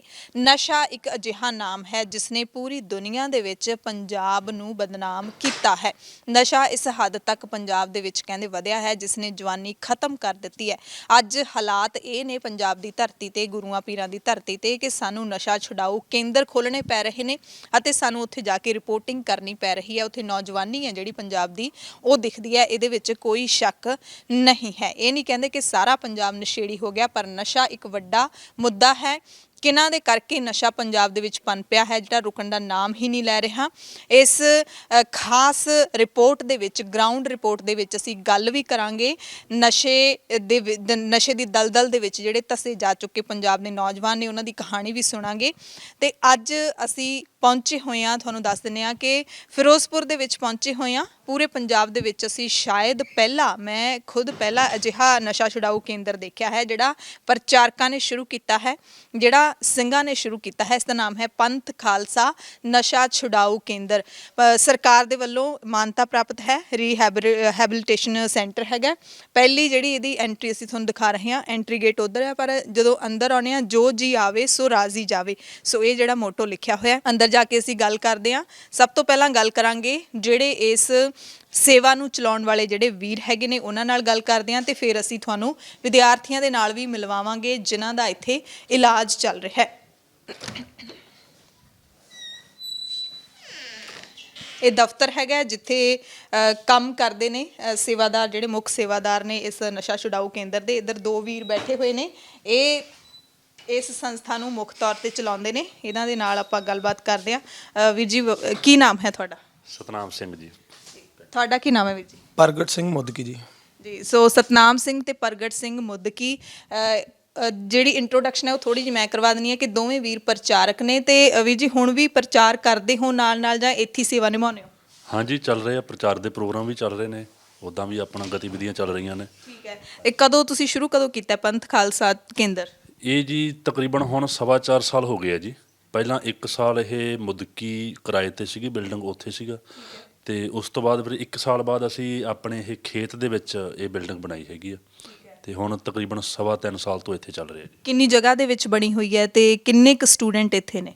ਤਕਰੀਬਨ ਇਹ 4 ਕਨਾਲਾਂ ਜ਼ਮੀਨ ਹੈ ਜੀ, ਜਿਵੇਂ ਅੱਧਾ ਕਿੱਲਾ ਕਹ ਲਓ। ਠੀਕ ਹੈ। ਤੇ ਇਸ ਟਾਈਮ ਇੱਥੇ ਤਕਰੀਬਨ 35-40 ਦੇ ਕਰੀਬ ਹੈਗੇ ਨੇ। ਹਾਂਜੀ, ਠੀਕ ਹੈ। 35-40 ਦੀ ਸਪੇਸ ਹੈ ਜਾਂ ਫਿਰ ਵੈਸੇ 35-40? 35-40 ਹੈਗੇ ਨੇ। ਮਤਲਬ ਸਾਡੇ ਕੋਲ ਸਪੇਸ ਤਾਂ ਇਸ ਟਾਈਮ 90 ਦੀ ਵੀ ਹੈਗੀ ਆ, ਪਰ ਜੋ ਸਰਕਾਰ ਦੀਆਂ ਗਾਈਡਲਾਈਨ ਨੇ ਉਹਦੇ ਮੁਤਾਬਕ ਸਾਨੂੰ ਘੱਟ ਰੱਖਣੇ ਪੈਂਦੇ ਆ। ਠੀਕ ਹੈ। ਤੇ ਇਹ ਕਰੋਨਾ ਕਰਕੇ ਤੁਸੀਂ ਘੱਟ ਰੱਖੇ ਨੇ? ਹਾਂਜੀ, ਕਰੋਨਾ ਕਰਕੇ ਵੀ। ਹਾਂਜੀ, ਹੈਗਾ। ਵੈਸੇ ਕਿੰਨੇ ਇੱਥੇ ਆਉਣ ਨੂੰ ਤਿਆਰ ਸੀਗੇ, ਜੇ ਆਪਾਂ ਦੇਖ ਲਈਏ ਕਿ ਕਿੰਨੇ ਹਜੇ? ਜੇ ਸਾਨੂੰ ਸਰਕਾਰ ਮਤਲਬ ਕਿ 90 ਤੱਕ ਦੀ ਵੀ ਪਰਮਿਸ਼ਨ ਦੇਵੇ, 60 ਤੱਕ ਦੀ ਐਪਲੀਕੇਸ਼ਨ ਅਸੀਂ ਲਾਈ ਹੋਈ ਆ, ਤੇ ਮਤਲਬ 60 ਤੱਕ ਤਾਂ ਮਤਲਬ ਕਿ ਸਾਡੇ ਨਾਲ ਬੜੇ ਆਰਾਮ ਨਾਲ ਸਾਡੇ ਕੋਲ ਹੋ ਸਕਦੇ ਆ, ਬਟ 90 ਤੱਕ ਵੀ ਜੇ ਸਾਨੂੰ ਪਰਮਿਸ਼ਨ ਮਿਲ ਜੇ ਤਾਂ ਕਾਫੀ ਹੋ ਸਕਦੇ ਆ। ਸੋ ਵੀਰ ਜੀ, ਤੁਸੀਂ ਦੱਸੋ ਕਿ ਤੁਸੀਂ ਦੋਵਾਂ ਜਣਿਆਂ ਨੇ ਇਕੱਠੇ ਸ਼ੁਰੂ ਕੀਤਾ ਜਾਂ ਤੁਸੀਂ ਬਾਅਦ ਚੋਂ ਆ ਕੇ ਰਲੇ ਹੋ ਜਾਂ ਇਹ? ਨਹੀਂ ਭੈਣ ਜੀ, ਅਸੀਂ ਮਤਲਬ ਕਿ ਇਹਦੀ ਸ਼ੁਰੂਆਤ ਹੀ ਇਕੱਠਿਆਂ ਨੇ ਕੀਤੀ ਸੀ। ਭਾਈ ਸਾਹਿਬ ਦੀ ਵੀ ਜਿੱਦਾਂ ਥੋੜੀ ਸੋਚ ਸੀ ਕਿ ਪਹਿਲਾਂ ਧਿਆਨ 'ਚ ਸੀ ਕਿ ਇਦਾਂ ਦੀ ਕੋਈ ਐਕਟੀਵਿਟੀ ਕੀਤੀ ਜਾਵੇ। ਮੇਰੇ ਕੁਝ ਮਿੱਤਰ ਸੀ ਲੁਧਿਆਣੇ ਤੋਂ, ਉਹ ਆਲਰੇਡੀ ਇਦਾਂ ਦਾ ਇੱਕ ਚਲਾ ਰਹੇ ਸੀਗੇ ਕੇਂਦਰ। ਮੈਂ ਉਹਨਾਂ ਕੋਲੇ ਜਿੱਦਾਂ ਵੈਸੇ ਜਾਣ ਆਉਣ ਸੀ, ਪ੍ਰੇਮ ਪਿਆਰ ਸੀ, ਉਹਨਾਂ ਕੋਲੇ ਦੇਖਣਾ ਮੰਨ ਲਓ ਦੇਖਿਆ। ਕੁਛ 2-3 ਸਾਲ ਦਾ ਸਮਾਂ ਲੰਘ ਗਿਆ। ਫਿਰ ਇੱਕ ਦਿਨ ਅਸੀਂ ਪ੍ਰਚਾਰਕ ਗਤੀਵਿਧੀਆਂ ਜਿੱਦਾਂ ਭਾਈ ਸਾਹਿਬ ਦੇ ਨਾਲ ਇਕੱਠੇ ਕਰਦੇ ਹੁੰਦੇ ਸੀ। ਇੱਕ ਦਿਨ ਦਿਮਾਗ ਦੇ ਵਿੱਚ ਆਇਆ ਕਿ ਜਿਹੜੇ ਨਸ਼ਾ ਕਰਨ ਵਾਲਿਆਂ ਦੇ ਕਈ ਪਰਿਵਾਰ ਸਾਡੇ ਕੋਲੇ ਆਉਂਦੇ ਸੀ ਕਿ ਕੋਈ ਨਾ ਕੋਈ ਹੱਲ ਦੱਸੋ, ਅਸੀਂ ਕਿੱਦਾਂ ਬੱਚਿਆਂ ਨੂੰ ਨਸ਼ਾ ਛੁਡਾਈਏ। ਉਸ ਤੋਂ ਬਾਅਦ ਅਸੀਂ ਦੋਹਾਂ ਵੀਰਾਂ ਨੇ ਇੱਕ ਸਲਾਹ ਕੀਤੀ ਆਪਸ ਵਿੱਚ, ਤੇ ਅਸੀਂ ਪੰਜਾਬ ਦੇ ਵਿੱਚ ਜਿੰਨੇ ਵੀ ਨਸ਼ਾ ਛੁਡਾਊ ਕੇਂਦਰ ਆ ਉਹਨਾਂ ਤੇ ਜਾ ਕੇ ਮਤਲਬ ਗੇੜਾ ਕੱਢ ਕੇ ਦੇਖਣਾ ਸ਼ੁਰੂ ਕੀਤਾ। 2 ਮਹੀਨੇ ਤੱਕ ਅਸੀਂ ਸਰਚ ਕਰਦੇ ਰਹੇ ਸਾਰੇ ਸਿਸਟਮ ਦੇ ਬਾਰੇ। ਉਸ ਤੋਂ ਬਾਅਦ ਇੱਕ ਅਸੀਂ ਕਿਰਾਏ ਤੇ ਬਿਲਡਿੰਗ ਲੈ ਕੇ ਉਸ ਜਗ੍ਹਾ ਦੇ ਵਿੱਚ ਇਸ ਨੂੰ ਸ਼ੁਰੂ ਕੀਤਾ, ਮੁੱਦਕੀ ਦੇ ਵਿੱਚ। ਉੱਥੋਂ ਸਾਡੀ ਜਿਹੜੀ ਸ਼ੁਰੂਆਤ ਹੁੰਦੀ ਗਈ ਹੈ। ਉਸ ਤੋਂ ਬਾਅਦ 4 ਸਾਲ ਦੇ ਕਰੀਬ ਸਾਨੂੰ ਇਹ ਚੱਲਦੇ ਨੂੰ ਹੋ ਗਏ ਨੇ, ਤੇ 4 ਸਾਲਾਂ ਦੇ ਵਿੱਚ ਸਟੈਪ ਬਾਏ ਸਟੈਪ ਅਸੀਂ ਅੱਗੇ ਦੀ ਅੱਗੇ ਜਿੱਦਾਂ ਦਾ ਸਾਨੂੰ ਲੱਗਦਾ ਗਿਆ ਉੱਦਾਂ ਦੀ ਅਸੀਂ ਡਿਵੈਲਪਮੈਂਟ ਕਰਦੇ ਗਏ। ਰਿਜ਼ਲਟ ਬੜੇ ਵਧੀਆ ਆਉਂਦੇ ਰਹੇ ਸਾਡੇ ਕੋਲੇ। ਬੜੇ ਨੌਜਵਾਨ ਇੱਦਾਂ ਦੇ ਸੀ ਜਿਹੜੇ ਸਾਡੇ ਕੋਲੇ ਆਉਂਦੇ ਨੇ, ਨਸ਼ਾ ਛੱਡ ਕੇ ਜਾਂਦੇ ਨੇ। ਬੜੇ ਗੁਰੂ ਸਾਹਿਬ ਦੀ ਕਿਰਪਾ ਨਾਲ ਬਹੁਤ ਸੋਹਣੇ ਰਿਜ਼ਲਟ ਜਿਹੜੇ ਇਸ ਚੀਜ਼ ਦੇ ਵਿੱਚੋਂ ਨਿਕਲਦੇ। ਕਿੰਨੇ ਫੀਸਦੀ ਕਹਿ ਸਕਦੇ ਆ ਕਿ ਜਿਹੜੇ ਛੱਡ ਦਿੰਦੇ ਨੇ, ਇਸ ਦਲਦਲ ਚੋਂ ਨਿਕਲ ਜਾਂਦੇ ਨੇ ਤੁਹਾਡੇ ਇੱਥੇ ਆ ਕੇ? ਸਾਡੇ ਮੁਤਾਬਕ ਇਹ ਹੈ ਜੀ, ਜੇ ਸਾਡੇ ਕੋਲੇ 100 ਦੇ ਵਿੱਚੋਂ ਕੋਈ 70% 80% ਦੇ ਕਰੀਬ ਸੋਹਣੇ ਰਿਜ਼ਲਟ ਆ ਰਹੇ ਨੇ, ਜਿਨ੍ਹਾਂ ਦੇ ਵਿੱਚ ਜਿਹੜੇ ਰਿਜ਼ਲਟ ਨੇ ਉਹ ਕਈ ਤਰ੍ਹਾਂ ਦੇ ਆਉਂਦੇ ਨੇ। ਜਿੱਦਾਂ ਕਹਿ ਲਓ ਕਿ ਇੱਕ ਤਾਂ ਪ੍ਰੋਪਰੀ ਨਸ਼ਾ ਵੀ ਛੱਡ ਗਏ, ਦਾੜੀ ਕੇਸ ਵੀ ਰੱਖ ਲਏ, ਅੰਮ੍ਰਿਤ ਵੀ ਕਈਆਂ ਨੇ ਛਕ ਲਿਆ। ਕਈਆਂ ਨੇ ਨਸ਼ਾ ਛੱਡ ਦਿੱਤਾ ਪਰ ਦਾੜੀ ਕੇਸ ਨਹੀਂ ਰੱਖੇ। ਕਈਆਂ ਨੇ ਮਤਲਬ ਨਸ਼ਾ ਬਹੁਤ ਜ਼ਿਆਦਾ ਕਰਦੇ ਸੀ, ਘਰਦਿਆਂ ਨੂੰ ਖਰਾਬ ਕਰਦੇ ਸੀ, ਉਹਨਾਂ ਨੇ ਨਸ਼ਾ ਘਟਾ ਦਿੱਤਾ। ਮੰਨ ਲਓ ਆਪਦੇ ਪਰਿਵਾਰ 'ਚ ਕੰਮਕਾਰ ਵੀ ਕਰਨ ਲੱਗ ਪਏ, ਥੋੜ੍ਹਾ ਬਹੁਤਾ ਜਿੱਦਾਂ 19-21 ਹੈਂਡਲ ਕਰਨ ਲੱਗ ਪਏ। ਇਸ ਤਰੀਕੇ ਨਾਲ ਕਈ ਤਰ੍ਹਾਂ ਦੇ ਰਿਜ਼ਲਟ ਆਏ ਨੇ। ਪਰ ਅੱਜ ਤੱਕ ਜਿਹੜਾ ਸਾਡਾ ਜੋ ਵੀ ਇੱਥੇ ਜਿੰਨੇ ਵੀ ਪੇਸ਼ੈਂਟ ਆਉਂਦੇ ਨੇ, ਸਾਡੀ ਕੋਈ ਵੀ ਐਡ ਨਹੀਂ ਕਿਸੇ ਵੀ ਤਰ੍ਹਾਂ ਦੀ। ਜਿਹੜੇ ਸਾਡੇ ਕੋਲ ਰਹਿ ਕੇ ਜਾਂਦੇ ਨੇ, ਇੱਥੋਂ ਨਸ਼ਾ ਛੱਡ ਕੇ ਜਾਂਦੇ ਨੇ, ਉਹਨਾਂ ਨੂੰ ਵੇਖ ਕੇ ਹੀ ਅੱਗੇ ਜਿਹੜੇ ਆਉਂਦੇ ਨੇ ਉਹ ਪੇਸ਼ੈਂਟ ਉਹਨਾਂ ਨੂੰ ਵੇਖ ਕੇ ਆਉਂਦੇ ਨੇ, ਕਿਸੇ ਐਡ ਦੇ ਥਰੂ ਜਾਂ ਕਿਸੇ ਉਸ ਤਰੀਕੇ ਨਾਲ ਨਹੀਂ। ਜੀ, ਤੇ ਵੀਰ ਜੀ ਤੁਸੀਂ ਦੱਸੋ ਕਿ ਇੱਥੇ ਕਿਸ ਉਮਰ ਵਰਗ ਦੇ ਨੌਜਵਾਨ ਨੇ ਜਿਹੜੇ ਉਹ ਜ਼ਿਆਦਾ ਆਉਂਦੇ ਨੇ? ਵੈਸੇ ਤਾਂ ਜੀ ਭੈਣ ਜੀ ਇੱਥੇ ਤਕਰੀਬਨ ਹਰ ਉਮਰ ਵਰਗ ਦੇ ਹੀ ਜ਼ਿਆਦਾ ਹੈਗੇ ਨੇ, ਮਤਲਬ ਹਰ ਉਮਰ ਦੇ ਹੀ ਆਉਂਦੇ ਹੈਗੇ ਆ। ਬਟ ਸਾਡੇ ਕੋਲੇ ਘੱਟ ਤੋਂ ਘੱਟ ਉਮਰ ਦੇ ਵਿੱਚ ਹੁਣ ਤੱਕ 14 ਸਾਲ ਦਾ ਵੀ ਇੱਕ ਬੱਚਾ ਸਾਡੇ ਕੋਲੇ ਆਇਆ ਸੀਗਾ। ਉਸ ਤੋਂ ਇਲਾਵਾ ਯਾਨੀ ਕਿ ਸਾਡੇ ਕੋਲੇ ਵੱਧ ਤੋਂ ਵੱਧ ਉਮਰ 60-62 ਸਾਲ ਤੱਕ ਵੀ ਸਾਡੇ ਕੋਲੇ ਪੇਸ਼ੈਂਟ ਆਏ ਆ। 14 ਸਾਲ ਦੇ ਬੱਚੇ ਦੀ ਥੋੜੀ ਦੱਸੋਗੇ ਕਹਾਣੀ ਬਰੀਫ ਦੇ ਵਿੱਚ? ਹਾਂਜੀ, 14 ਸਾਲ ਦਾ ਬੱਚਾ ਸਾਡੇ ਕੋਲ ਨਾ ਸਟਾਰਟਿੰਗ ਦੇ ਵਿੱਚ ਆਇਆ ਸੀਗਾ, ਤੇ ਉਹ ਬੜੀ ਬੁਰੀ ਤਰ੍ਹਾਂ ਨਸ਼ੇ ਦੇ ਵਿੱਚ ਜਕੜਿਆ ਹੋਇਆ ਸੀਗਾ। ਕਿਹੜਾ ਨਸ਼ਾ ਕਰਦਾ ਸੀ? ਉਹ ਚਿੱਟੇ ਦਾ ਨਸ਼ਾ ਕਰਦਾ ਸੀਗਾ ਜੀ। ਬਟ ਉਹ ਥੋੜਾ ਚਿਰ ਸਾਡੇ ਕੋਲੇ ਰਿਹਾ। ਉਸ ਤੋਂ ਬਾਅਦ ਉਹਦਾ ਬ੍ਰਦਰ ਵੀ ਜਿਹੜਾ ਸੀਗਾ ਉਹ ਵੀ ਨਸ਼ਾ ਕਰਦਾ ਸੀ। ਉਹਦੇ ਤੋਂ ਥੋੜਾ ਜਿਹਾ ਵੱਡਾ ਸੀਗਾ, 2 ਸਾਲ ਵੱਡਾ ਹੋਊਗਾ। ਤੇ ਮਤਲਬ ਉਹ ਬਾਅਦ ਵਿੱਚ ਉਹਦੀ ਡੈਥ ਹੋ ਗਈ ਉਹਦੇ ਬ੍ਰਦਰ ਦੀ, ਤਾਂ ਕਰਕੇ ਉਹਦਾ ਪਰਿਵਾਰ ਫਿਰ ਉਹਨੂੰ ਲੈ ਗਿਆ ਆਣ ਕੇ ਸਾਡੇ ਕੋਲੋਂ। ਔਰ ਬੜੀ ਉਹਦੀ ਮਤਲਬ ਕਿ ਬਹੁਤ ਮਾੜੀ ਹਾਲਤ ਸੀਗੀ ਘਰ ਦੀ। 2 ਬੱਚੇ ਸੀ ਉਹਨਾਂ ਦੇ, ਦੋਵੇਂ ਹੀ ਨਸ਼ੇ ਤੇ ਲੱਗੇ ਹੋਏ ਸੀਗੇ। ਇੱਕ ਦੀ ਡੈਥ ਹੋ ਗਈ, ਦੂਸਰੇ ਨੂੰ ਫਿਰ ਉਹ ਮਤਲਬ ਕਿ ਸਾਡੇ ਕੋਲੋਂ ਲੈ ਗਏ ਸੀ ਬਾਅਦ। ਫਿਰੋਜ਼ਪੁਰ ਜ਼ਿਲ੍ਹੇ ਦੇ ਵਿੱਚ? ਨਹੀਂ, ਉਹ ਮੋਗੇ ਜ਼ਿਲ੍ਹੇ ਦਾ ਸੀਗਾ ਜੀ। ਠੀਕ ਹੈ। ਤੇ ਕੁਝ ਉਹਦੀ ਹਾਲਤ ਸੁਧਰੀ ਸੀਗੀ? ਹਾਂਜੀ ਹਾਂਜੀ, ਕਾਫੀ ਸੁਧਰੀ ਸੀਗੀ। ਉਸ ਤੋਂ ਬਾਅਦ ਵੀ ਸਾਨੂੰ ਮਿਲਦਾ ਰਿਹਾ ਹੁਣ ਤੱਕ, ਕਿਉਂਕਿ ਇਹ ਅੱਜ ਤੋਂ 4 ਸਾਲ ਪਹਿਲਾਂ ਦੀ ਗੱਲ ਆ, ਜਦੋਂ ਸਟਾਰਟਿੰਗ ਦੇ ਵਿੱਚ। ਤੇ ਉਦੋਂ 2 ਸਾਲ ਤੱਕ ਉਹ ਸਾਡੇ ਸੰਪਰਕ ਵਿੱਚ ਰਿਹਾ। ਉਸ ਤੋਂ ਬਾਅਦ ਉਹਦੀ ਫੈਮਿਲੀ ਅੰਮ੍ਰਿਤਸਰ ਰਿਮੂਵ ਹੋ ਗਈ ਸੀਗੀ, ਫਿਰ ਉਹਨਾਂ ਦਾ ਕੋਈ ਪਤਾ ਨਹੀਂ ਸਾਨੂੰ। ਤੇ ਜ਼ਿਆਦਾ ਜਿਹੜੇ ਆਉਂਦੇ ਨੇ ਨਸ਼ੇ ਦੇ ਆਦੀ ਨੌਜਵਾਨ ਜਾਂ ਫਿਰ ਵੱਡੀ ਉਮਰ ਦੇ ਵੀ ਆਉਂਦੇ ਨੇ, ਕਿਹੜੇ ਨਸ਼ੇ ਨਾਲ ਜ਼ਿਆਦਾ ਗ੍ਰਸਤ ਹੁੰਦੇ ਨੇ? ਇੱਕ ਮੈਂ ਜਿਵੇਂ ਪਹਿਲਾਂ ਕਹਿ ਰਿਹਾ ਸੀਗਾ ਵੀ ਜਿਹੜੀ ਏਜ ਆ ਜਿਹੜੀ ਜ਼ਿਆਦਾ, ਉਹ ਤਕਰੀਬਨ 20-22 ਤੋਂ ਲੈ ਕੇ 35-40 ਦੇ ਦਰਮਿਆਨ ਜਿਹੜੇ ਆ, ਇਹ ਜ਼ਿਆਦਾ ਗਿਣਤੀ ਹੁੰਦੀ ਹੈ ਇਹਨਾਂ ਦੀ। ਤੇ ਉਹਨਾਂ ਵਿੱਚ ਜਿਹੜਾ ਨਸ਼ਾ ਹੈਗਾ, ਜ਼ਿਆਦਾਤਰ ਨਸ਼ਾ ਜਿਹੜਾ ਚਿੱਟਾ, ਜਿਹਨੂੰ ਮਤਲਬ ਹੈਰੋਇਨ ਚਿੱਟਾ ਜਿਹੜਾ ਕਹਿ ਦਿੰਦੇ ਆ। ਦੂਜੇ ਨੰਬਰ ਤੇ ਮਤਲਬ ਗੋਲੀਆਂ ਤੇ ਆਹ ਸ਼ਰਾਬ। ਹਾਂ, ਵਿੱਚ ਕੋਈ ਭੁੱਕੀ ਵਾਲੇ, ਸੁੱਖੇ ਵਾਲੇ, ਅਫੀਮ ਵਾਲੇ ਉਹ ਬਹੁਤ ਘੱਟ ਹੁੰਦੇ ਆ। ਕੋਈ ਹੋਰ ਸ਼ੀਸ਼ੀਆਂ ਵਾਲੇ ਉਹ ਥੋੜ੍ਹੇ ਹੁੰਦੇ ਆ। ਜ਼ਿਆਦਾਤਰ ਇਹਨਾਂ ਦੀ ਸਭ ਤੋਂ ਵੱਧ ਕਹ ਲਓ 100 ਦੇ ਵਿੱਚੋਂ 70 ਜਿਹੜੇ 80 ਜਿਹੜੇ ਹੈਗੇ ਉਹ ਇਕੱਲੇ ਚਿੱਟੇ ਵਾਲੇ ਹੁੰਦੇ ਆ। 20 ਕੋਈ ਹੋਣਗੇ ਜਿਹੜੇ ਸ਼ਰਾਬ ਵਾਲੇ, ਤੇ ਬਾਕੀ ਮਤਲਬ ਕੋਈ 10 ਕੋਈ ਉਹ ਦੂਜੇ ਹੋਣਗੇ। ਸੋ ਜੇ ਆਪਾਂ ਪ੍ਰਬੰਧਾਂ ਦੀ ਗੱਲ ਕਰ ਲਈਏ ਵੀ ਜੀ, ਤੁਸੀਂ ਦੱਸੋ ਕਿ ਕੀ ਕੁਝ ਪ੍ਰਬੰਧ ਇੱਥੇ ਦਿੱਤੇ ਜਾਂਦੇ ਨੇ? ਸਰਕਾਰ ਦੇ ਵੱਲੋਂ ਇਹ ਮਾਨਤਾ ਪ੍ਰਾਪਤ ਹੈ? ਕੀ ਮਦਦ ਕਰਦੀ ਹੈ ਸਰਕਾਰ ਇਸ ਸੰਸਥਾ? ਨਹੀਂ, ਸਰਕਾਰ ਦੇ ਵੱਲੋਂ ਮਾਨਤਾ ਪ੍ਰਾਪਤ ਹੈ, ਲੇਕਿਨ ਜਿਹੜਾ ਇੱਥੇ ਜੋ ਵੀ ਪ੍ਰਬੰਧ ਹੈ ਉਹ ਸਾਡੇ ਵੱਲੋਂ ਹੈ। ਮੰਨ ਲਓ ਸਾਡੀ ਜੋ ਵੀ ਇੱਥੇ ਸੰਸਥਾ ਵੱਲੋਂ ਐਫਰਟ ਕੀਤਾ ਜਾਂਦਾ ਹੈ, ਮੰਨ ਲਓ ਅਸੀਂ ਇੱਥੋਂ ਦਾ ਜਿਹੜਾ ਪ੍ਰਬੰਧ ਇੱਦਾਂ ਦਾ ਕੀਤਾ ਹੋਇਆ ਕਿ ਸਾਡੇ ਵੱਲੋਂ ਇੱਦਾਂ ਦੀ ਐਫਰਟ ਹੈ ਕਿ ਪੰਜਾਬ ਦੇ ਵਿੱਚ ਜਿੰਨੇ ਵੀ ਨਸ਼ਾ ਛੁਡਾਊ ਕੇਂਦਰ ਨੇ, ਅਸੀਂ ਆਪਣੇ ਵੱਲੋਂ ਬੈਟਰ ਕਰ ਰਹੇ ਹਾਂ ਕਿ ਸਭ ਤੋਂ ਉੱਪਰ ਹੈ ਇੱਥੋਂ ਦਾ ਜਿਹੜਾ ਰੋਟੀ ਪਾਣੀ ਹੈ। ਜਿੱਦਾਂ ਅਸੀਂ ਘਰ ਦੇ ਵਿੱਚ ਰੋਟੀ ਪਾਣੀ, ਪ੍ਰਸ਼ਾਦਾ ਪਾਣੀ ਤਿਆਰ ਕਰਦੇ ਹਾਂ, ਉੱਦਾਂ ਦਾ ਪ੍ਰਸ਼ਾਦਾ ਜਿਹੜਾ ਇੱਥੇ ਮਿਲਦਾ ਛਕਣ ਵਾਸਤੇ। ਰੋਜ਼ਾਨਾ ਹਰ ਇੱਕ ਪੇਸ਼ੈਂਟ ਨੂੰ ਦੁੱਧ ਪੀਣ ਨੂੰ ਮਿਲਦਾ ਹੈ, ਚਾਹ ਪਾਣੀ ਜਿੱਦਾਂ ਦੀ ਉਹਨੂੰ ਲੋੜ ਹੁੰਦੀ ਹੈ ਫੈਸਿਲਿਟੀ ਮੁਤਾਬਕ। ਬਾਕੀ ਜਿਹੜਾ ਸਾਡਾ ਰਹਿਣ ਦਾ ਪ੍ਰਬੰਧ ਕੀਤਾ ਹੈ, ਅੰਦਰ ਪ੍ਰੋਪਰ ਬੈੱਡ ਲੱਗੇ ਨੇ, 3-3 ਫੁੱਟ ਦੀ ਸਪੇਸ ਦੇ ਨਾਲ ਬੈੱਡ ਲਾਏ ਹੋਏ ਨੇ। ਗਰਮੀਆਂ ਦੇ ਵਿੱਚ ਏਸੀ ਦਾ ਪੂਰਾ ਪ੍ਰਬੰਧ ਹੈ, ਸਰਦੀਆਂ ਦੇ ਵਿੱਚ ਪ੍ਰੋਪਰ ਅੰਦਰ ਇਦਾਂ ਦਾ ਸਿਸਟਮ ਹੈ ਕਿ ਨਿੱਘ ਰਹਿੰਦਾ ਹੈ। ਫਿਰ ਪਲੇ ਗਰਾਊਂਡ ਵਗੈਰਾ ਜਿਹੜਾ ਸਾਡਾ ਸ਼ਾਮ ਨੂੰ ਖੇਡਣ ਨੂੰ, ਵਾਲੀਬਾਲ ਹੈ, ਜਿਮ ਬਣੀ ਹੋਈ ਹੈ, ਨੌਜਵਾਨ ਜਿਮ ਲਾਉਂਦੇ ਨੇ, ਵਾਲੀਬਾਲ ਖੇਡਦੇ ਨੇ, ਬੈਡਮਿੰਟਨ ਖੇਡਦੇ ਨੇ। ਤੇ ਇਸ ਤੋਂ ਇਲਾਵਾ ਜਿਹੜਾ ਸਾਡਾ ਇੱਥੋਂ ਦਾ ਅੰਦਰ ਦਾ ਮਾਹੌਲ ਇਦਾਂ ਦਾ ਕਿ ਅਸੀਂ ਇਹਨਾਂ ਨੂੰ ਗੁਰਬਾਣੀ ਨਾਲ ਜੋੜਨਾ। ਸਵੇਰੇ ਨਿਤਨੇਮ ਹੁੰਦਾ ਹੈ, ਸ਼ਾਮ ਨੂੰ ਨਿਤਨੇਮ ਹੁੰਦਾ ਹੈ, ਦਿਨੇ ਸੁਖਮਨੀ ਸਾਹਿਬ ਦਾ ਪਾਠ ਹੁੰਦਾ ਹੈ, ਰਾਤ ਨੂੰ ਸੋਹਿਲਾ ਸਾਹਿਬ ਦਾ ਪਾਠ ਕਰਕੇ ਇਹ ਸੌਂਦੇ ਨੇ। ਇਹਨੂੰ ਇਹ ਮਤਲਬ ਇੱਕ ਨਿਯਮ ਸਮਝ ਕੇ ਕਰਦੇ ਨੇ ਜਾਂ ਫਿਰ ਦਿਲੋਂ ਕਰਦੇ ਨੇ? ਕਿਵੇਂ ਜੁੜਦੇ ਨੇ ਇਸ ਧਾਰਮਿਕ ਕਿਰਿਆ ਨਾਲ? ਇਹਦੀ ਸਟਾਰਟਿੰਗ ਤਾਂ ਜਿੱਦਾਂ ਕਹਿ ਲਓ ਕਿ ਜਿੱਦਾਂ ਆਪਾਂ ਨਿਯਮ ਦੇ ਤੌਰ ਤੇ ਕਹਿ ਲਈਓ ਜਾਂ ਇੱਥੋਂ ਦੇ ਆਪਣੇ ਰੂਲ ਨੇ, ਉਸ ਤਰੀਕੇ ਨਾਲ ਹੁੰਦੀ ਹੈ। ਪਰ ਜਦੋਂ ਥੋੜਾ ਜਿਹਾ ਅੱਗੇ ਚੱਲ ਜਾਂਦੇ ਨੇ ਨਾ, ਉਸ ਤੋਂ ਬਾਅਦ ਜਦੋਂ ਗੁਰਬਾਣੀ ਪੜ੍ਹਨੀ ਆਪਾਂ ਵੀ ਸ਼ੁਰੂ ਕਰ ਦਿੰਦੇ ਆ ਤੇ ਮਨ ਦੇ ਅੰਦਰ ਗੁਰਬਾਣੀ ਪ੍ਰਤੀ ਪਿਆਰ ਪੈ ਜਾਂਦਾ ਹੈ। ਸ਼ੁਰੂ ਦੇ ਵਿੱਚ ਤਾਂ ਉਹਨਾਂ ਨੂੰ ਥੋੜਾ ਔਖਾ ਲੱਗਦਾ ਹੈ, ਪਰ ਅਸੀਂ ਜਿਹੜਾ ਟਾਈਮ ਵੀ ਰੱਖਿਆ ਨਾ ਗੁਰਬਾਣੀ ਪੜ੍ਹਨ ਦਾ, ਬਹੁਤਾ ਜ਼ਿਆਦਾ ਨਹੀਂ ਰੱਖਿਆ। ਤਕਰੀਬਨ ਜਿੰਨੇ ਵਾਰੀ ਵੀ ਅਸੀਂ ਪਾਠ ਕਰਵਾਉਂਦੇ ਆ ਜਾਂ ਗੁਰਬਾਣੀ ਪੜ੍ਹਾਉਂਦੇ ਆ, ਅੱਧੇ ਤੋਂ ਪੌਣੇ ਘੰਟੇ ਦੇ ਵਿੱਚ ਅਸੀਂ ਸਮਾਪਤੀ ਕਰਦੇ ਆ ਕਿ ਇਹਨਾਂ ਨੂੰ ਤੰਗੀ ਨਾ ਆਵੇ। ਤੇ ਵੀਰ ਜੀ, ਮੈਂ ਤੁਹਾਡੇ ਤੋਂ ਪੁੱਛਣਾ ਚਾਹਾਂਗੀ ਕਿ ਜੇ ਗੁਰਬਾਣੀ ਦਾ ਜਿਹੜਾ ਤੁਸੀਂ ਨਿਯਮ ਇੱਥੇ ਰੱਖਿਆ ਹੋਇਆ ਹੈ, ਤੇ ਜਿਵੇਂ ਵੀਰ ਜੀ ਨੇ ਕਿਹਾ ਸੀ ਕਿ ਰਿਜ਼ਲਟ ਸਾਡੇ ਤਕਰੀਬਨ ਮਤਲਬ 100% ਦੇ ਲਾਗੇ ਹੁੰਦੇ ਨੇਗੇ ਜਿਹੜੇ ਪੋਜ਼ਿਟਿਵ ਆਉਂਦੇ ਨੇ, ਤਾਂ ਉਹਦੇ ਵਿੱਚ ਗੁਰਬਾਣੀ ਦਾ ਵੀ ਅਹਿਮ ਰੋਲ, ਕਿੰਨਾ ਕੁ ਰੋਲ ਮੰਨਦੇ ਹੋ ਤੁਸੀਂ ਠੀਕ ਹੋਣ ਦੇ ਵਿੱਚ? ਗੁਰਬਾਣੀ ਦਾ ਬਹੁਤ ਵੱਡਾ ਰੋਲ ਹੈ ਜੀ, ਕਿਉਂਕਿ ਦੇਖੋ ਮੈਂ ਤਾਂ ਇਹ ਕਹਿੰਦਾ ਵੀ ਜਿਹੜੀਆਂ ਦਵਾਈਆਂ ਨੇ ਉਹ ਤਾਂ ਸਿਰਫ ਇੱਕ ਸਪੋਰਟ ਨੇ। ਮਤਲਬ ਉਹਨਾਂ ਨੇ ਸਾਨੂੰ, ਜਿਵੇਂ ਬੱਚੇ ਨੂੰ ਜਦੋਂ ਤੋਟ ਲੱਗਦੀ ਹੈਗੀ ਆ ਤਾਂ ਉਹ ਥੋੜ੍ਹੀ ਬਹੁਤੀ ਸਪੋਰਟ ਹੁੰਦੀ ਆ। ਮੇਨ ਜਿਹੜੀ ਕਿਉਂਕਿ ਨਸ਼ਾ ਛੱਡਣਾ ਔਖਾ ਨਹੀਂ ਹੈ, ਨਸ਼ਾ ਛੱਡੀ ਰੱਖਣਾ ਔਖਾ ਹੈ। ਨਸ਼ਾ ਛੱਡਣਾ ਔਖਾ ਨਹੀਂ, ਨਸ਼ੇ ਦੀ ਆਦਤ ਛੱਡਣੀ ਔਖੀ ਆ।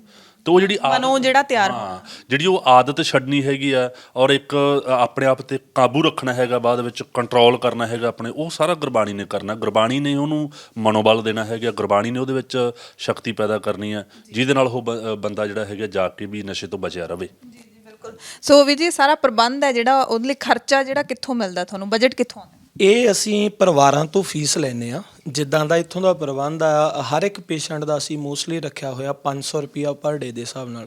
ਜਿੱਦਾਂ ਕਹਿ ਲਓ ਕਿ ਇੱਥੇ ਉਹਨਾਂ ਨੇ ਰਹਿਣਾ ਵੀ ਆ। ਇੱਥੋਂ ਦਾ ਸਟਾਫ ਹੈ ਤਕਰੀਬਨ ਸਾਡਾ ਕੋਈ 22 ਤੋਂ 23 ਮੈਂਬਰ ਨੇ ਸਟਾਫ ਦੇ, ਜਿਹਦੇ ਵਿੱਚ MA ਸੋਸ਼ੀਓਲੋਜੀ ਦੇ ਕਾਉਂਸਲਰ ਨੇ, MBBS ਡਾਕਟਰ ਆ ਜਾਂਦੇ ਨੇ, ਫਿਰ ਸਿਕਿਉਰਿਟੀ ਗਾਰਡ ਆ ਜਾਂਦੇ ਨੇ, ਕੁੱਕ ਆ ਜਾਂਦੇ ਨੇ, ਪ੍ਰਸ਼ਾਦਾ ਪਾਣੀ ਤਿਆਰ ਕਰਨ ਵਾਸਤੇ ਬੀਬੀਆਂ ਨੇ, ਹੈ ਨਾ।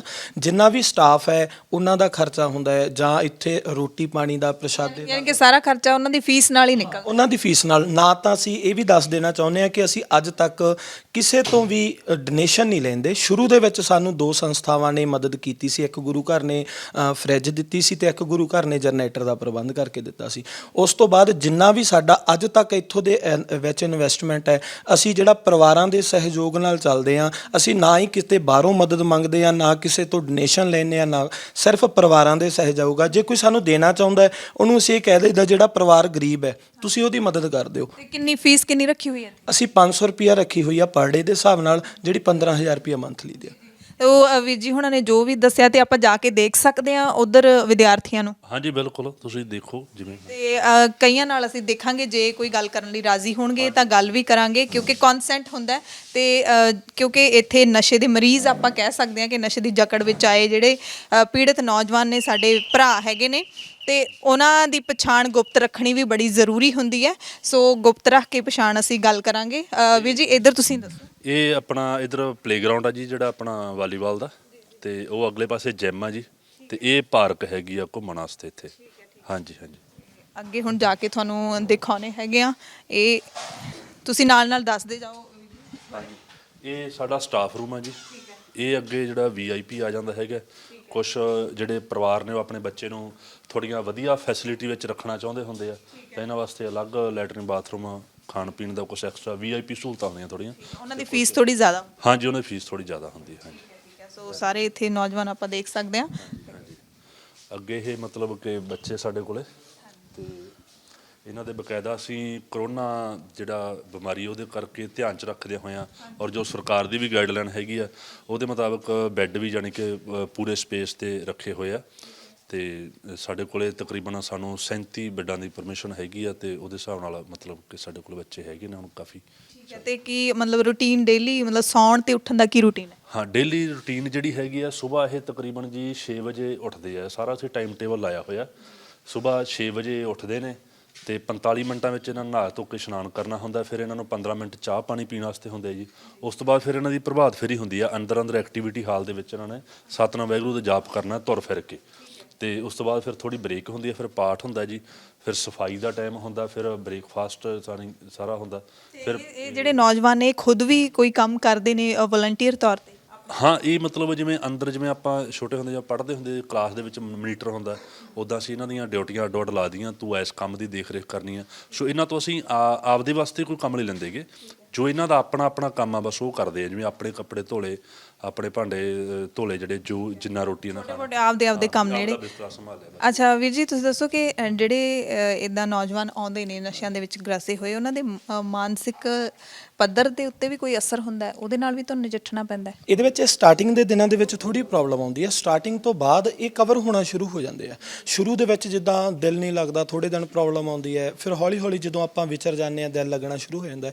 ਕਈ ਇਦਾਂ ਦੇ ਪੇਸ਼ੈਂਟ ਹੁੰਦੇ ਆ ਜਿਹੜੇ ਕਿ ਘਰ ਤੋਂ ਹੀ ਮਾਨਸਿਕ ਤੌਰ ਤੇ ਬਿਮਾਰ ਹੋਣ ਕਰਕੇ ਨਸ਼ੇ ਦੀ ਲਪੇਟ 'ਚ ਆਏ। ਜਿੱਦਾਂ ਘਰ ਦੇ ਵਿੱਚ ਕੋਈ ਪ੍ਰੋਬਲਮ ਉੱਦਾਂ ਦੀ ਆ ਗਈ, ਟੈਨਸ਼ਨ ਦੇ ਨਾਲ ਉਹਨਾਂ ਨੂੰ ਥੋੜਾ ਜਿਹਾ ਹੈਂਡਲ ਕਰਨਾ ਔਖਾ ਹੋ ਜਾਂਦਾ ਹੈ। ਕੋਈ ਇੱਥੋਂ ਮਤਲਬ ਬਾਹਰ ਨਿਕਲਣ ਦੀ ਕੋਸ਼ਿਸ਼ ਵੀ ਕਰਦੇ ਨੇ?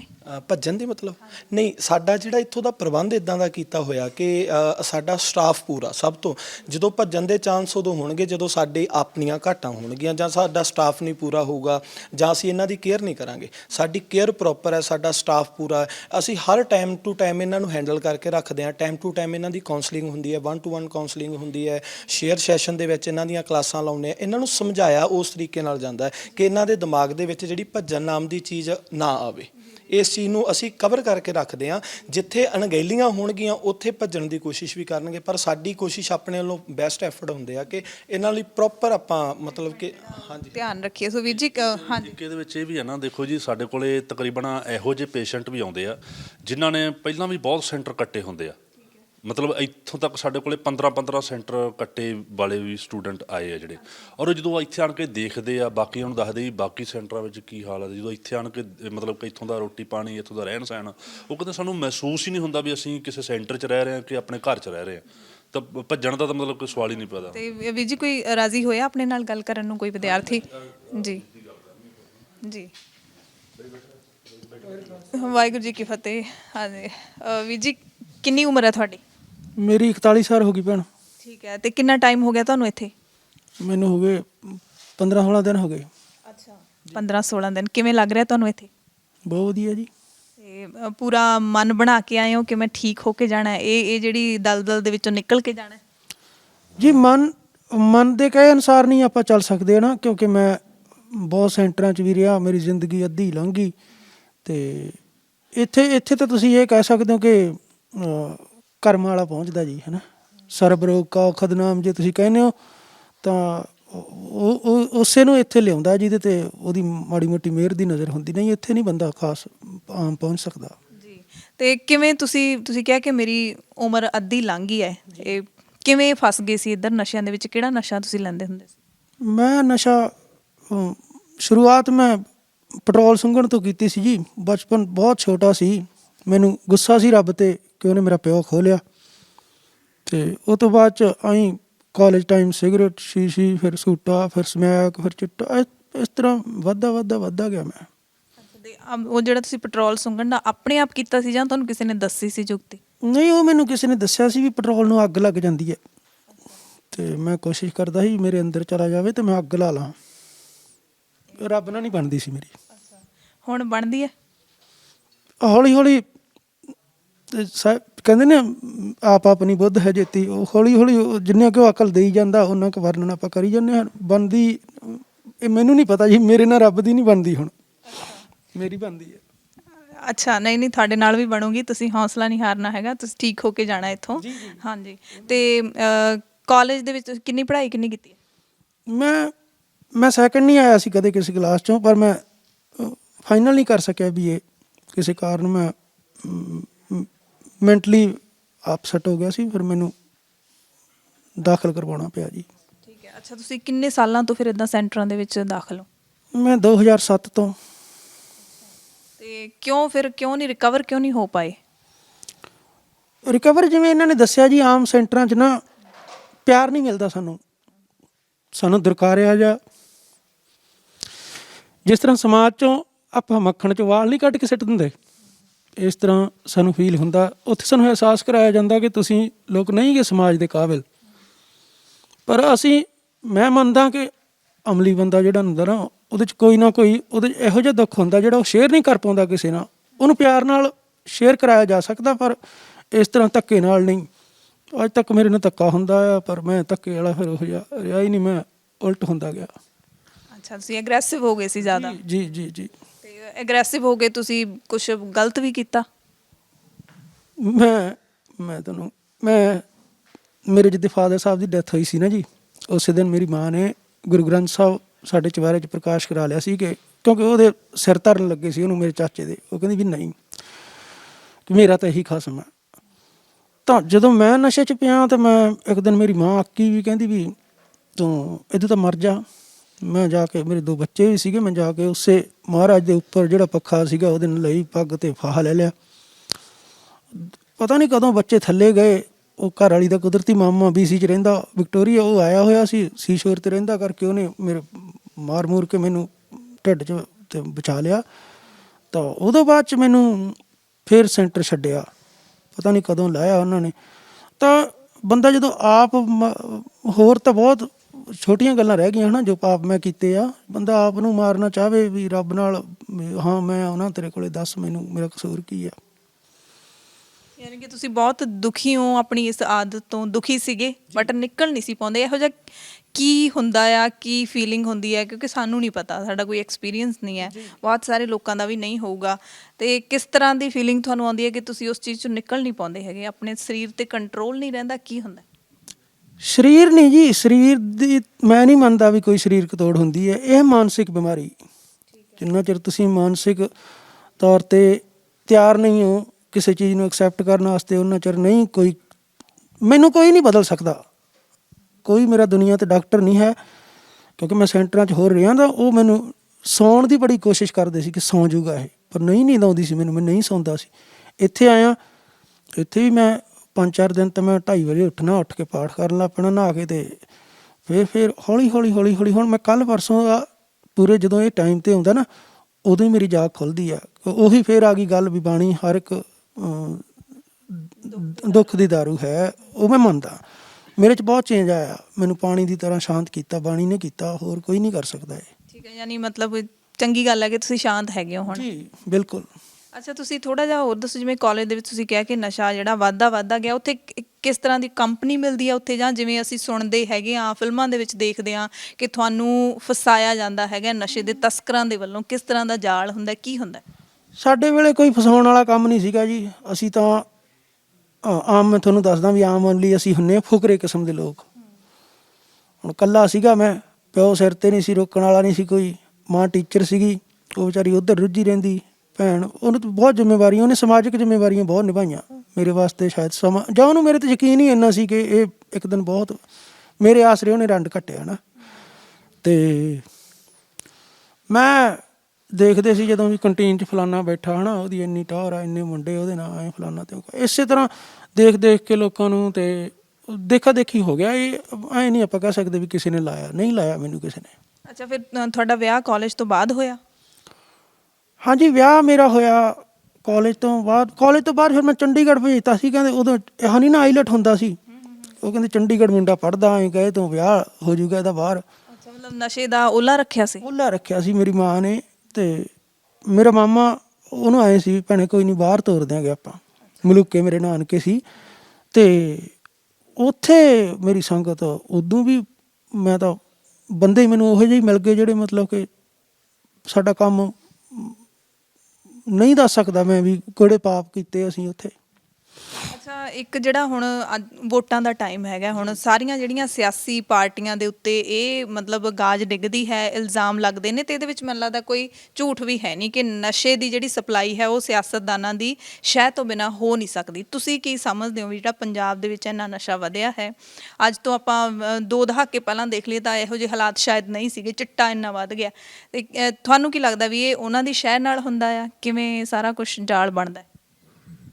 ਮੈਂ ਸੱਚੀ ਗੱਲ ਦੱਸਾਂ ਜੀ ਤੁਹਾਨੂੰ, ਇਹ ਜੋ ਦਿੱਲੀ ਹੈ ਨਾ, ਕਦੇ ਪੰਜਾਬ ਦੀ ਨਹੀਂ ਹੋਈ ਤੇ ਨਾ ਹੋਣੀ ਆ। ਹਾਂ, ਜਿੱਦੇ ਸਾਡਾ ਕਬਜ਼ਾ ਹੋਇਆ ਉੱਦੇ ਹੋਊਗੀ, ਉਹਨਾਂ ਚਿਰ ਇਹ ਨਹੀਂ ਚਾਹੁੰਦੀ। ਮੈਂ ਬਾਰਡਰ 'ਤੇ ਨੌਕਰੀ ਕਰਕੇ ਆਇਆ, ਫੜਿਆ ਤਾਂ ਚਿੱਟਾ ਜਾਂਦਾ ਨਾ ਕਿਲੋਆਂ ਦੇ ਹਿਸਾਬ ਨਾਲ, ਕੁਆਂਟਲਾਂ ਦੇ ਹਿਸਾਬ ਨਾਲ, ਮੇਰੀ ਅੱਖੀਂ ਲੰਘਦਾ ਉੱਥੋਂ। ਅਤੇ ਉੱਥੇ ਪੋਸਟਿੰਗ ਵਾਸਤੇ ਆਰਮੀ ਦੇ ਜਿਹੜੇ ਜਨਰਲ ਹੁੰਦੇ ਨਾ, ਉਹ ਰਿਸ਼ਵਤ ਦੇ ਕੇ ਆਉਂਦੇ ਆ ਅਰਬਾਂ ਰੁਪਏ ਦੀ, ਕਿ ਮੈਂ ਉੱਥੇ ਲੱਗਣਾ। ਜਿੱਥੇ ਪਾਕਿਸਤਾਨ 'ਚ ਸੋਨਾ ਆਉਂਦਾ ਨਾ, ਅੰਮ੍ਰਿਤਸਰ ਦੀ ਮੰਡੀ 'ਚ ਦਿੱਲੀ ਨਾਲੋਂ ਰੇਟ ਘੱਟ ਜਾਂਦਾ। ਆਪਾਂ ਤਾਂ ਇਹ ਗੱਲ ਕਰਦੇ ਨਸ਼ੇ ਦੀ ਤਸਕਰੀ ਜਿੰਨਾ ਚਿਰ ਸਰਕਾਰ ਨਹੀਂ ਚਾਹੁੰਦੀ ਨਹੀਂ ਰੁਕ ਸਕਦੀ। ਸਾਨੂੰ ਅਤੇ ਕਸ਼ਮੀਰ ਨੂੰ ਇਹ, ਹਾਂ ਕਸ਼ਮੀਰ 'ਚ ਹਜੇ ਅਣਖ ਹੈਗੀ ਆ, ਮੈਂ ਉੱਥੇ ਵੀ ਰਹਿ ਕੇ ਆਇਆ, ਉਹਨਾਂ ਬੰਦੇ 'ਚ ਗੈਰਤ ਹੈਗੀ। ਉਹ ਕਹਿੰਦੇ ਸਾਡਾ ਜਿੰਨਾ ਚਿਰ ਲਾਸਟ ਬੰਦਾ ਜਿਉਂਦਾ ਨਾ ਉਹਨਾਂ ਚਿਰ ਇਹ ਅੱਗ ਨਹੀਂ ਬੁਝਣੀ। ਪਰ ਪੰਜਾਬ 'ਚ ਤਾਂ ਇਹਨਾਂ ਨੇ ਵਾਕਈ ਨਲੂਏ ਨਹੀਂ ਰਹੇ। ਕੀ ਨੌਕਰੀ ਕੀ ਕਰਦੇ ਸੀ ਤੁਸੀਂ? ਮੈਂ ਹਜੇ ਵੀ ਜੌਬ 'ਤੇ ਹਾਂ ਜੀ। ਅੱਛਾ, ਛੁੱਟੀ 'ਤੇ ਹੋ ਫਿਰ? ਹਾਂਜੀ, ਮੇਰਾ ਮੈਡੀਕਲ ਲੱਗਾ ਮੈਂਟਲ ਸਟ੍ਰੈਸ ਦਾ। ਠੀਕ ਹੈ, ਸਰਕਾਰੀ ਨੌਕਰੀ ਕਰਦੇ ਜੀ।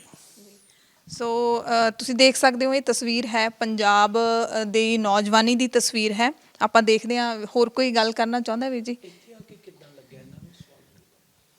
ਹਾਂਜੀ, ਉਹ ਮੈਂ ਸਟਾਰਟਿੰਗ 'ਚ ਹੋ ਗਈ ਸੀ ਮੇਰੀ ਗੱਲ ਵੈਸੇ। ਹਾਂਜੀ, ਠੀਕ ਹੈ। ਅਤੇ ਅਸੀਂ ਵਾਹਿਗੁਰੂ ਜੀ ਕੀ ਫਤਿਹ, ਅਸੀਂ ਜ਼ਰੂਰ ਦੁਆ ਕਰਦੇ ਹਾਂ ਵੀ ਤੁਸੀਂ ਜਲਦੀ ਜਲਦੀ ਠੀਕ ਹੋ ਕੇ ਘਰ ਜਾਵੋ। ਅਤੇ ਹਾਂਜੀ, ਇੱਕ ਹੋਰ ਨੌਜਵਾਨ, ਕੀ ਤੁਸੀਂ ਕਿੰਨੇ ਸਾਲ ਦੇ ਹੋ? ਮੈਂ 28 ਦਾ, ਕੱਲ੍ਹ ਹੋ ਜਾਊਗਾ 28 ਦਾ। ਅੱਛਾ, ਤੁਹਾਡਾ ਜਨਮ ਦਿਨ ਹੈ? ਕੱਲ੍ਹ ਜੀ। ਠੀਕ ਹੈ, ਅਤੇ ਜਨਮ ਦਿਨ ਦੀਆਂ ਐਡਵਾਂਸ ਵਧਾਈਆਂ ਦਿੰਦੇ ਹਾਂ ਅਸੀਂ। ਅਤੇ ਹੁਣ ਜਨਮ ਦਿਨ ਦਾ ਜਿਹੜਾ ਅਗਲਾ ਸਾਲ ਆਉਣਾ ਉਹਦੇ 'ਚ ਤੁਸੀਂ ਠੀਕ ਹੋ ਕੇ ਜਾਣਾ ਇੱਥੋਂ? ਬਿਲਕੁਲ ਜੀ। ਇਹ ਕਿੰਨਾ ਹੋ ਗਿਆ ਇੱਥੇ ਆਏ? ਮੈਨੂੰ ਅੱਜ 14 ਦਿਨ ਹੋ ਗਏ ਜੀ। ਅੱਛਾ, ਅਤੇ ਕੀ ਸੁਧਾਰ ਆਇਆ 14 ਦਿਨਾਂ 'ਚ, ਕੁਛ ਬਦਲਾਅ ਦੇਖਿਆ ਤੁਸੀਂ? ਹਾਂਜੀ ਬਿਲਕੁਲ ਹੈ ਜੀ। ਇਸ ਤੋਂ ਪਹਿਲਾਂ ਵੀ ਮੈਂ ਵਿਲ ਪਾਵਰ ਆਪਦੀ ਬਣਾਈ, ਇੱਥੇ ਆਉਣ ਤੋਂ ਪਹਿਲਾਂ ਵੀ ਸੋਚਿਆ ਸੀ ਵੀ ਨਹੀਂ, ਚਲੋ ਘਰਦਿਆਂ ਨੇ ਜੋ ਲਿਆ ਪਹਿਲਾਂ 2 ਕੁ ਦਿਨ ਤਾਂ ਲੱਗਿਆ ਵੀ ਗਲਤ ਕੀਤਾ, ਗਾਲਾਂ ਵੀ ਬਹੁਤ ਕੱਢੀਆਂ ਮਨ 'ਚ ਵੀ ਫਸਾ ਤਾ ਲਿਆ ਕੇ। ਫਿਰ ਹੁਣ ਦੇਖਦੇ ਚਲੋ ਠੀਕ ਹੈ ਓਕੇ। ਕੀ ਕਰਦੇ ਸੀ ਤੁਸੀਂ? ਮੈਂ ਇੰਟੀਰੀਅਰ ਡਿਜ਼ਾਈਨਿੰਗ। ਵਾਹ, ਮਤਲਬ ਇੱਧਰ ਕਿਵੇਂ ਪਏ ਫਿਰ? ਇੱਧਰ ਬਸ ਇੱਥੋਂ ਕੰਮ ਹੀ ਲੈ ਗਿਆ ਜੀ ਖਿੱਚ ਕੇ, ਕਿਤੇ ਐਸੀ ਸਾਈਟ ਮਿਲੀ ਉੱਥੇ ਸੰਗਤ ਕੋਈ ਪੁਰਾਣੇ ਬੰਦੇ ਸੀਗੇ ਮੇਰੇ ਨਾਲ ਦੇ, ਅਤੇ ਉਹਨਾਂ ਨੇ ਕੰਮ ਦੇਖਿਆ ਵੀ ਬੜੀ ਛੋਟੀ ਉਮਰ 'ਚ ਕਾਫੀ ਹਾਈ ਲੈਵਲ 'ਤੇ ਲੈ ਗਿਆ ਸੀ ਮੈਂ। ਮੇਰੀ ਏਜ ਸੀਗੀ ਉਦੋਂ 24 ਅਤੇ 14 ਜਾਣੇ ਮੇਰੇ ਕੋਲ ਕੰਮ ਕਰਦੇ ਸੀ। ਕਿੱਦਾਂ ਤੁਹਾਡਾ ਕੰਮ ਆਨਲਾਈਨ ਸੀ ਕਿ ਆਫਲਾਈਨ? ਨਹੀਂ ਆਫਲਾਈਨ, ਔਨ ਸਾਈਟ ਹੀ ਹੋਣਾ ਸੀ ਸਾਰਾ। ਤਾਂ ਮੈਂ ਸਾਈਟ 'ਤੇ ਗਿਆ ਸੀਗਾ, ਉੱਥੋਂ ਕਹਿ ਲਓ ਕਿਸੇ ਨੇ ਸੋਚਿਆ, ਬਾਅਦ 'ਚ ਗੱਲ ਨਿਕਲਦੀ, ਚਲੋ ਉਹ ਤਾਂ ਬਾਅਦ ਦੀ ਗੱਲ ਹੈ। ਬਸ ਉੱਥੋਂ ਉਹਨਾਂ ਨਾਲ ਸੰਗਤ ਹੋਈ ਇਹੋ ਜਿਹੀ ਅਤੇ ਉੱਥੋਂ ਲੱਗ ਗਿਆ ਜੀ। ਤੇ ਕਿਹੜਾ ਨਸ਼ਾ ਕਰਦੇ ਸੀ? ਮੈਂ ਸਭ ਤੋਂ ਪਹਿਲਾਂ ਤਾਂ ਅਫੀਮ ਖਾਂਦਾ ਹੁੰਦਾ ਸੀਗਾ ਜੀ, ਫਿਰ ਉਸ ਤੋਂ ਬਾਅਦ ਚਿੱਟੇ 'ਤੇ ਆ ਗਿਆ ਜੀ। ਕਿਵੇਂ ਅਫੀਮ ਖਾਣ ਕਿਵੇਂ ਲੱਗੇ ਤੁਸੀਂ? ਉਹ ਮੇਰੀ ਸੰਗਤ ਸੀਗੀ, ਮੇਰੇ 3-4 ਦੋਸਤ ਸੀ, ਉਹ ਡੇਲੀ ਖਾਂਦੇ ਸੀਗੇ ਅਤੇ ਮੇਰੇ ਕੋਲੇ ਰੱਖਦੇ ਨਹੀਂ ਉਹਨਾਂ ਨੇ। 1.5 ਸਾਲ ਐਵੇਂ ਹੀ ਕੰਮ ਚੱਲਿਆ, ਪਰ ਮੈਂ ਖਾਧੀ ਨਹੀਂ। ਇੱਕ ਦਿਨ ਬੈਠਾ ਸੋਚੀ ਜਾਵਾਂ ਵੀ ਰੱਖ ਕੇ ਕੀ ਫਾਇਦਾ, ਵੀ ਫੜੇ ਜੇ ਘਰੇ ਫੜੀ ਗਈ ਬਦਨਾਮੀ ਹੋਊਗੀ, ਇੱਦੋਂ ਤਾਂ ਵੀ ਖਾ ਹੀ ਲਈਏ ਜਾਂ ਇਹਨੂੰ ਫੜਾ ਦਈਏ। ਅਤੇ ਫਿਰ ਉਹ ਖਾਣ ਵਾਲਾ ਪਲੜਾ ਭਾਰੀ ਪੈ ਗਿਆ। ਰੱਖਦੇ ਕਿਵੇਂ ਸੀ? ਮਤਲਬ ਤੁਸੀਂ ਕਿਤੇ ਬਾਹਰ ਮਿਲਦੇ ਸੀ, ਤੁਹਾਡੇ ਕੋਲ ਰੱਖ ਕੇ ਚਲੇ ਜਾਂਦੇ? ਮੇਰੇ ਕੋਲ ਰੱਖ ਕੇ ਚਲੇ ਜਾਂਦੇ। ਮਤਲਬ ਫਿਰ ਦੋਸਤ ਨਹੀਂ ਨਾ ਹੋਏ? ਹਾਂ। ਤੇ ਫਿਰ ਉਸ ਤੋਂ ਬਾਅਦ ਕਿੰਨੀ ਉਮਰ ਸੀ ਉਦੋਂ ਤੁਹਾਡੀ? ਉਦੋਂ 24 ਸਾਲ ਸੀਗੀ ਜੀ, 23 ਸਾਲ। ਠੀਕ ਹੈ। ਉਸ ਤੋਂ ਬਾਅਦ ਫਿਰ ਕਿਹੜਾ ਨਸ਼ਾ ਸੀ? ਫਿਰ 2018 'ਚ ਆ ਹੁਣ ਜੀ, 4 ਸਾਲ ਪਹਿਲਾਂ, ਜਾਣੀ ਕਿ 25 ਸਾਲ ਦਾ ਹੋਊਗਾ ਮੰਨ ਲਓ, ਸਾਲ 1.5 ਸਾਲ ਬਾਅਦ ਉਸ ਤੋਂ ਬਾਅਦ ਚਿੱਟੇ 'ਤੇ ਆ ਗਿਆ ਜੀ। ਫਿਰ ਅੱਛਾ, ਕਿੰਨਾ ਪੈਸਾ ਤੁਸੀਂ ਲਾਤਾ ਚਿੱਟਾ ਖਾ ਕੇ? ਜੋ ਫਰਮ ਖੜੀ ਕੀਤੀ ਸੀ ਪੂਰੀ ਪ੍ਰੋਪਰ ਰਜਿਸਟਰਡ, ਉਹ ਸਾਰੀ ਇੱਥੇ ਹੀ ਗਈ ਜੀ। ਅੱਛਾ, ਕਿੰਨੇ ਦਾ ਸੀ? ਮਤਲਬ ਕਾਰੋਬਾਰ ਕਿੰਨੇ ਦਾ ਸੀ ਤੁਹਾਡਾ? ਇਹਨੂੰ ਕਿੰਨੀ ਪ੍ਰਾਪਰਟੀ ਆਪਾਂ ਕਹਿ ਲਈ, ਵੀ ਕਿੰਨੇ ਪੈਸੇ ਲਾਤੇ? ਬਠਿੰਡਾ ਰਿਫਾਈਨਰੀ ਸੁਣੀ ਹੋਊਗੀ ਜੀ, ਉੱਥੇ ਮੇਰੀ ਹਰੇਕ ਮਹੀਨੇ ਕੋਈ ਨਾ ਕੋਈ ਸਾਈਡ ਚੱਲਦੀ ਸੀ, ਤਾਂ ਉਹ ਸਾਰੀਆਂ ਇਹਦੇ 'ਚ ਹੀ ਗਈਆਂ ਜੀ। ਕਰੋੜਾਂ ਰੁਪਈਆ? ਘਰਦਿਆਂ ਦੇ ਹਿਸਾਬ ਨਾਲ ਚੱਲੀਏ ਤਾਂ ਨਹੀਂ, ਪਰ ਜੇ ਮੈਂ ਆਪਦੇ ਸੱਚੇ ਮਨੋਂ ਕਹਾਂ ਤਾਂ ਹਾਂ। ਠੀਕ ਹੈ। ਤੇ ਹੁਣ ਕੰਮ ਬਿਲਕੁਲ ਖਤਮ? ਹੁਣ ਤੱਕ ਜਦੋਂ ਇੱਥੇ ਆਉਣ ਤੋਂ ਪਹਿਲਾਂ ਘਰੇ ਦੱਸ ਦਿੰਦੇ ਸੀ ਵੀ ਕੰਮ ਹੈਗਾ, ਹੁਣ ਲੁਕਾਉਣ ਲੱਗ ਗਿਆ ਸੀ ਵੀ ਕੰਮ ਹੈ ਨਹੀਂ। ਸਾਈਟ ਕਰਨੀ, ਜਿੰਨੇ ਵੀ ਪੈਸੇ ਹੋਣੇ ਉਹ ਆਪਦੇ ਰੱਖਣੇ, ਵੀ ਕੰਮ ਬੰਦ ਹੀ ਹੈ। ਹੁਣ ਚਲੋ ਬੰਦ ਕਰਕੇ ਆਏ ਇੱਕ ਵਾਰੀ। ਤੇ ਸਪਲਾਈ ਕਿਵੇਂ ਹੁੰਦੀ ਸੀ ਤੁਹਾਡੇ ਤੱਕ? ਕਿੱਥੋਂ ਲੈਂਦੇ ਸੀ ਤੁਸੀਂ ਨਸ਼ਾ? ਉਹ ਤਾਂ ਹੀ ਜਦੋਂ ਪਤਾ ਲੱਗ ਗਿਆ ਨਾ ਵੀ ਉਸ ਬੰਦਾ ਕਰਦਾ, ਤਾਂ ਉਹ ਰੋਜ਼ ਆਪ ਹੀ ਕਰਨ ਲੱਗ ਜਾਂਦੇ ਬੰਦੇ। ਤੁਸੀਂ ਪਿੰਡ ਦੇ ਰਹਿਣ ਵਾਲੇ ਹੋ ਕਿ ਸ਼ਹਿਰ? ਸ਼ਹਿਰ ਦਾ ਹੀ। ਸ਼ਹਿਰ ਦਾ। ਤੇ ਸ਼ਹਿਰ ਦੇ ਵਿੱਚ ਕੌਣ ਕਰਦਾ ਸਪਲਾਈ? ਤੁਸੀਂ ਖੁੱਲ੍ਹ ਕੇ ਦੱਸ ਸਕਦੇ ਹੋ? ਅਸੀਂ ਤੁਹਾਡੀ ਪਛਾਣ ਨਹੀਂ ਦੱਸ ਰਹੇ, ਪਰ ਤੁਸੀਂ ਉਹਨਾਂ ਦੀ ਤਾਂ ਦੱਸ ਸਕਦੇ ਹੋ। ਹਾਂਜੀ ਹਾਂਜੀ, ਇਹ ਤਾਂ ਬਹੁਤ ਵੱਡੀ ਚੇਨ ਆ ਜੀ। ਜਿਹੜਾ ਵੀ ਕੋਈ ਕਹਿ ਲਈਏ ਆਪਾਂ ਧਰਨਾੜ ਬੰਦਾ ਸ਼ਹਿਰ ਦੇ ਵਿੱਚ ਹੈਗਾ, ਜਿਹਨੇ ਥੋੜ੍ਹੇ ਟਾਈਮ ਦੇ ਵਿੱਚ ਜ਼ਿਆਦਾ ਤਰੱਕੀ ਕੀਤੀ, ਸਕਸੈਸ ਪਾਈ ਆ, ਉਹ ਸਾਰੇ ਇਸ ਕੰਮ 'ਚ ਹੀ ਹੈ। ਸਿਆਸਤਦਾਨ ਵੀ ਨਾਲ ਕਨੈਕਟਡ ਨੇ? ਪੁਲਿਸ ਵੀ? ਸਾਰੇ ਪੁਲਿਸ ਦਾ ਤਾਂ ਸਭ ਤੋਂ ਵੱਡਾ ਰੋਲ ਹੈ ਜੀ, ਸ਼ਹਿਰ ਦੇ ਵਿੱਚ ਖਾਸ ਕਰਕੇ। ਤੁਹਾਡੀ ਕਦੇ ਚੇਨ ਮਤਲਬ ਜਿਹੜੀ ਹੈ ਜੁੜੀ ਸੀ ਕਦੇ ਕਿਸੇ ਸਿਆਸਤਦਾਨ ਨਾਲ? ਸਿਆਸਤਦਾਨ ਨਾਲ ਤਾਂ ਸ਼ੁਰੂ ਤੋਂ ਹੀ ਰਹੀ ਹੈ ਜੀ। ਕਿਹੜੀ ਪਾਰਟੀ ਨਾਲ ਸੰਬੰਧਿਤ? ਅਕਾਲੀ ਦਲ ਨਾਲ ਜੀ। ਅੱਛਾ। ਇਸ ਵਾਰੀ ਚੇਂਜ ਸੀਗਾ, ਪਰ ਇੱਥੇ ਆ ਗਏ ਹੁਣ। ਐਤਕੀ ਮਤਲਬ ਵੋਟਾਂ ਦੇ ਵਿੱਚ ਕੀ ਲੱਗਦਾ ਤੁਹਾਨੂੰ ਕਿ ਕਿਹੜੀ ਪਾਰਟੀ ਸਹੀ ਹੈਗੀ ਹੈ ਇਸ ਮਾਮਲੇ ਦੇ ਵਿੱਚ?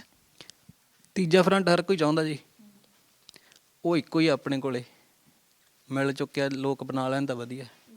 ਤੇ ਬਾਕੀ ਜਿਹੜੀਆਂ ਰਵਾਇਤੀ ਪਾਰਟੀਆਂ ਨੇ ਉਹ ਸਾਰੀਆਂ ਇਸ ਕਾਲੇ ਕਾਰੋਬਾਰ 'ਚ ਰੁੱਝੀਆਂ ਹੋਈਆਂ ਜੀ। ਅੱਛਾ, ਤੁਸੀਂ ਇਹ ਵੀ ਦੱਸੋ ਕਿ ਜਦੋਂ ਤੁਸੀਂ ਚਿੱਟਾ ਲੈਂਦੇ ਸੀ, ਘਰਦਿਆਂ ਨੂੰ ਪਤਾ ਲੱਗ ਗਿਆ ਹੋਣਾ, ਫਿਰ ਕਦੋਂ, ਕਿੰਨੇ ਟਾਈਮ ਬਾਅਦ ਪਤਾ ਲੱਗਿਆ? ਉਹ ਤਾਂ ਥੋੜ੍ਹੇ ਟਾਈਮ ਬਾਅਦ ਹੀ ਪਤਾ ਲੱਗ ਗਿਆ ਸੀ ਜੀ। ਐਂ ਨਹੀਂ ਪਤਾ ਲੱਗਿਆ ਸੀ ਵੀ ਚਿੱਟਾ ਲਾਉਣ ਲੱਗ ਗਏ। ਜੇਬ 'ਚੋਂ ਕਦੇ ਪਾਈਪ ਫੜੀ ਜਾਣੀ, ਕਦੇ ਪੰਨੀ ਫੜੀ ਜਾਣੀ। ਪੰਨੀ ਫੜੀ ਤੋਂ ਤਾਂ ਫਿਰ ਵੀ ਪਤਾ ਲੱਗਦਾ, ਪਾਈਪ ਤਾਂ ਚੱਲ ਐਂ ਕਹਿ ਦੇਣਾ ਵੀ ਬੈਠੇ ਨੇ ਨੋਟ ਮਰੋੜਤਾ, ਉਹ ਜੇਬ 'ਚ ਉਵੇਂ ਹੀ ਰਹਿ ਗਿਆ। ਐਂ ਗੱਲ ਜੀ ਲੁਕੋ ਵੀ ਲਈ ਕਈ ਵਾਰੀ। ਫਿਰ ਆਫਿਸ 'ਚ ਲਾਉਣ ਲੱਗ ਗਏ। ਆਫਿਸ ਦੇ ਵਿੱਚੋਂ ਘਰਦਿਆਂ ਨੂੰ ਸ਼ੱਕ ਹੋ ਗਿਆ ਵੀ ਕਰਦਾ ਕੁਛ, ਫਿਰ ਉਹ ਛੋਟੇ ਨੂੰ ਪਿੱਛੇ ਭੇਜਣਾ ਸ਼ੁਰੂ ਕਰਤਾ, ਤਾਂ ਫਿਰ ਉਹਨਾਂ ਨੇ ਸ਼ਰੇਆਮ ਹੀ ਦੇਖ ਲਿਆ। ਤੁਸੀਂ ਅੱਗੇ ਹੋਰ ਕਿਸੇ ਨੂੰ ਤਾਂ ਨਹੀਂ ਇਸ ਦਲਦਲ 'ਚ ਧੱਕਿਆ? ਨਹੀਂ, ਹੋਰ ਨਹੀਂ ਜੀ ਕਿਸੇ ਨੂੰ।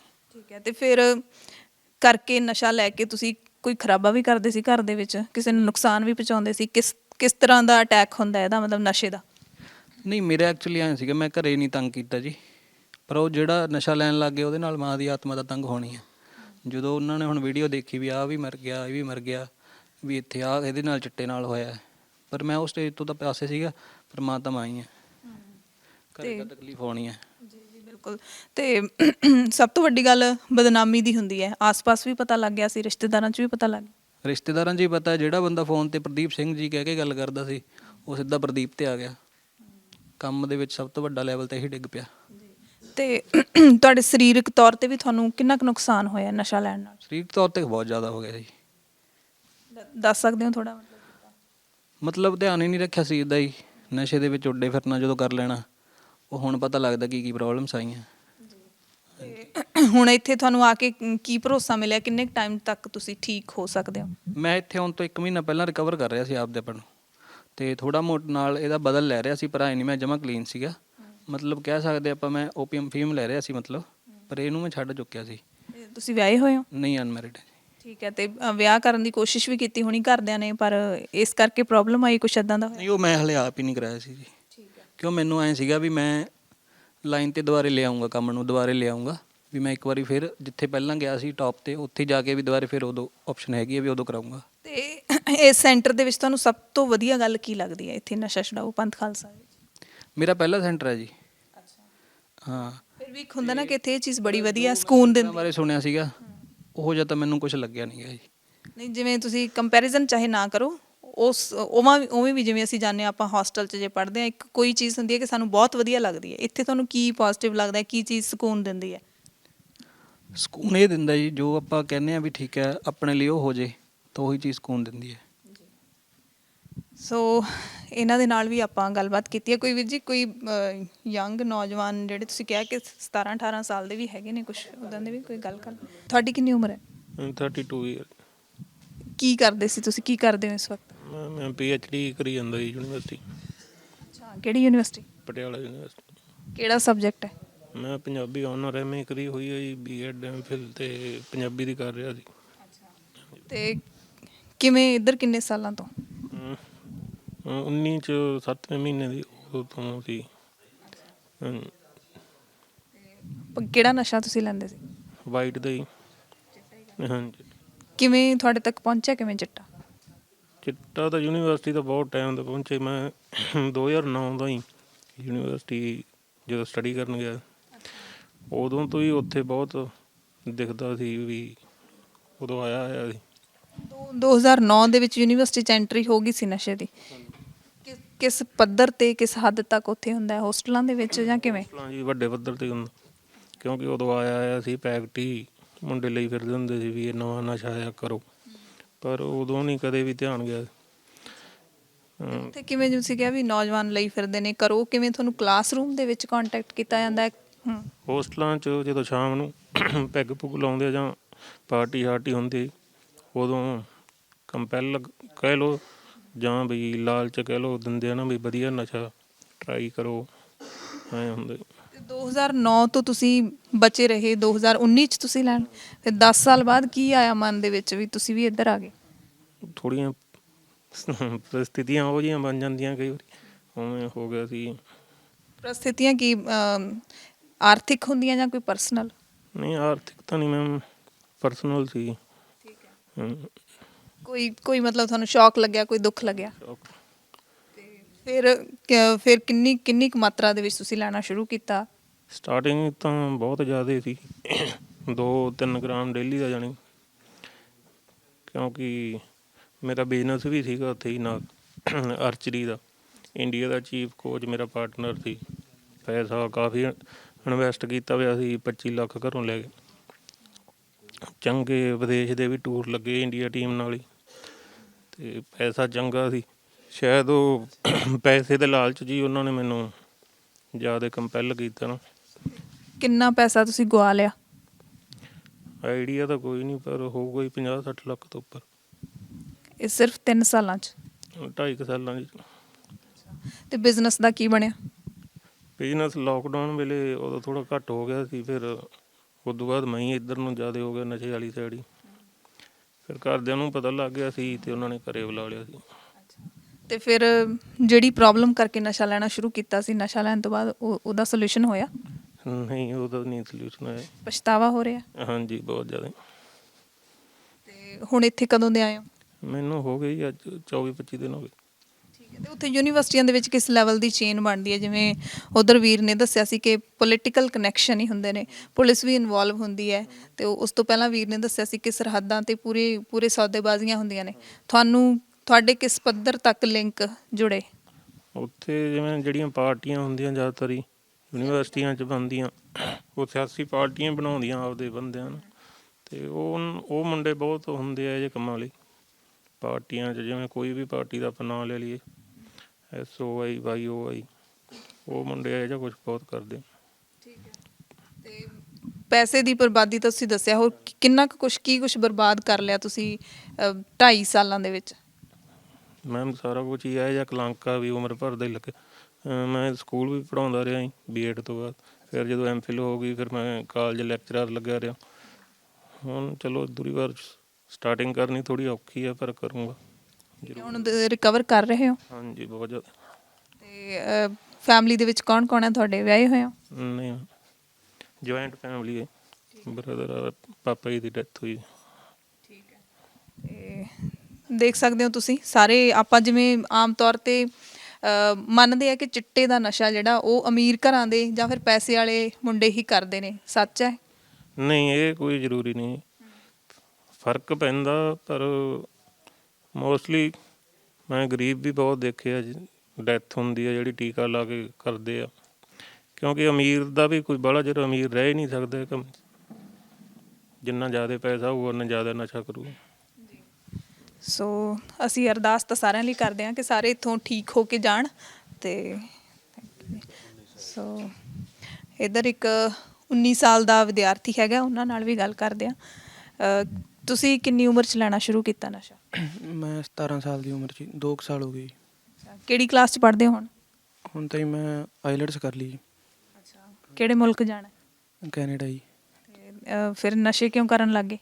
ਨਸ਼ੇ ਬਸ ਹੀ ਜਦੋਂ +2 'ਚ ਪੜ੍ਹਦੇ ਸੀ, ਉਦੋਂ ਨਾਲ ਦੇ ਦੋਸਤ ਜੋ ਦੇਖੇ, ਉਹਨਾਂ ਨੇ ਮਤਲਬ ਕਦੇ ਕਦਾਈ ਪਹਿਲਾਂ ਤਾਂ ਜਵਾਬ ਦਿੱਤਾ ਹੀ ਕਈ ਵਾਰੀ, ਉਦੋਂ ਬਾਅਦ ਦੇਖ ਕੇ ਚੱਲ ਕਈ ਵਾਰੀ ਮਨ ਕਰਿਆ ਆਪਦਾ ਵੀ ਚਲੋ ਕਰ ਲਈ, ਫਿਰ ਕਦੇ ਕਦਾਈ ਤੋਂ ਅਸੀਂ ਹੁੰਦੇ ਗਏ ਤੇ ਫਿਰ ਬਸ ਅਸੀਂ ਆਦੀ ਹੋ ਗਏ ਜੀ। ਇਹਦੇ ਵਿੱਚ ਕੀ ਮਤਲਬ, ਤੁਸੀਂ ਇਸ ਉਮਰ ਦੇ ਵਿੱਚ ਹੈਗੇ ਹੋ, ਤੁਹਾਨੂੰ ਪ੍ਰਭਾਵਿਤ ਕਿਉਂ ਕਰਦੇ ਨੇ ਨਸ਼ੇ? ਫੁਕਰੀਬਾਜ਼ੀ ਕਰਕੇ, ਜਿਵੇਂ ਹਥਿਆਰਾਂ ਨੂੰ ਕਈ ਵਾਰੀ ਨੌਜਵਾਨ ਇੱਦਾਂ ਅਪਣਾ ਲੈਂਦੇ ਨੇ, ਨਸ਼ਾ ਵੀ ਇੱਕ ਸਟੇਟਸ ਸਿੰਬਲ ਲੱਗਦਾ ਤੁਹਾਨੂੰ? ਕਿਉਂਕਿ ਤੁਹਾਨੂੰ ਕੋਈ ਸਮੱਸਿਆ ਤਾਂ ਹੈ ਨਹੀਂ ਸੀ। ਸਮੱਸਿਆ ਤਾਂ ਕੋਈ ਨਹੀਂ, ਬਸ ਇਹ ਗਾਣੇ ਆ ਜੀ, ਜਿਵੇਂ ਹੁਣ ਤੁਸੀਂ ਦੇਖਦੇ ਹੋ ਸਿੰਗਰ ਸਾਰੇ ਪ੍ਰਮੋਟ ਕਰਦੇ ਨੇ ਜੀ, ਨਸ਼ੇ ਨੂੰ ਕਰਦੇ ਵੀ ਚਿੱਟਾ ਲਾ ਕੇ ਐਂ ਹੋ ਜਾਂਦਾ, ਪਤਾ ਨਹੀਂ ਕੀ ਹੋ ਜਾਂਦਾ ਜੀ, ਉਹ ਸਭ ਬਸ ਐਂ ਸਭ ਦਿਖਾਵਾ ਗਾ ਜੀ, ਹੋਰ ਕੁਛ ਨਹੀਂ। ਹੁਣ ਦੇਖੋ ਕਿਹੜੇ ਗਾਇਕ ਦਾ ਤੁਹਾਨੂੰ ਲੱਗਦਾ ਵੀ ਇਹ ਨਸ਼ੇ ਕਰਕੇ ਪ੍ਰਮੋਟ ਕਰਦੇ ਨੇ? ਕਾਫੀ ਕਰਦੇ ਨੇ, ਕੋਈ ਨਾਮ ਲੈ? KS ਮੱਖਣੀ ਜੀ, ਹੋਰ ਵੀ ਬਹੁਤ ਅੱਜ ਕੱਲ੍ਹ ਤਾਂ ਜੇ ਆਪਾਂ ਦੇਖੀਏ ਹਰੇਕ ਸਿੰਗਰ ਹੀ ਕਰੀ ਜਾਂਦਾ ਜੀ, ਹਰੇਕ ਦੇ ਗਾਣੇ 'ਚ ਦਾਰੂ ਪੀ ਕੇ ਐਂ ਹੋ ਗਿਆ ਉਹ ਹੋ ਗਿਆ ਜੀ।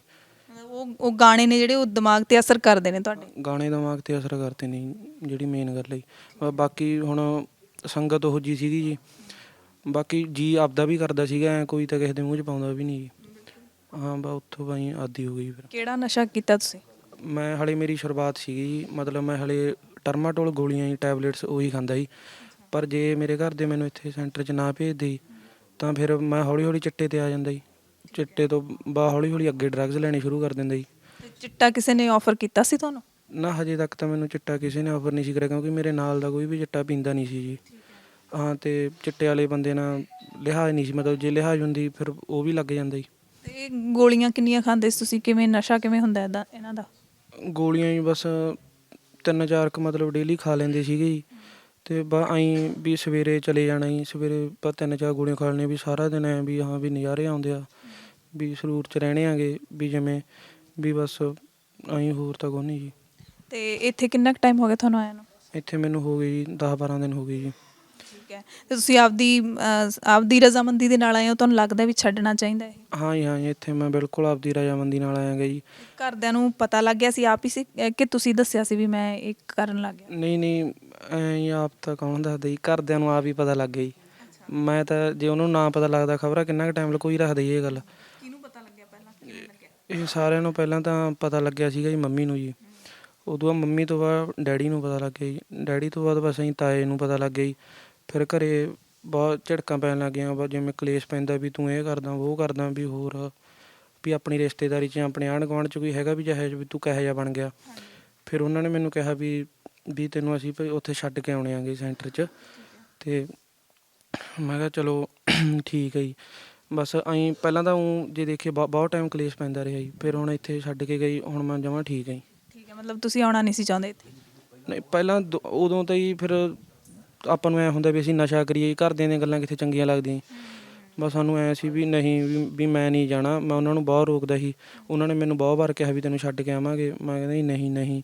ਅਤੇ ਫਿਰ ਹੁਣ ਉਹ ਮੈਨੂੰ ਛੱਡ ਕੇ ਗਏ ਨੇਗੇ। ਪਹਿਲਾਂ ਤਾਂ 2-3 ਦਿਨ ਜਿਵੇਂ ਉੱਧਰ ਪਹਿਲਾਂ ਵੀ ਦੱਸਿਆ ਬਠਿੰਡੇ ਵਾਲੇ ਭਰਾ ਨੇ ਵੀ ਉਹ ਤਾਂ ਬਹੁਤ ਮਨ 'ਚ ਗੁੱਸਾ ਸੀ ਵੀ ਆਹ ਕੀ ਕਰਤਾ ਵੀ ਇੱਥੇ ਸਾਨੂੰ ਛੱਡ ਕੇ।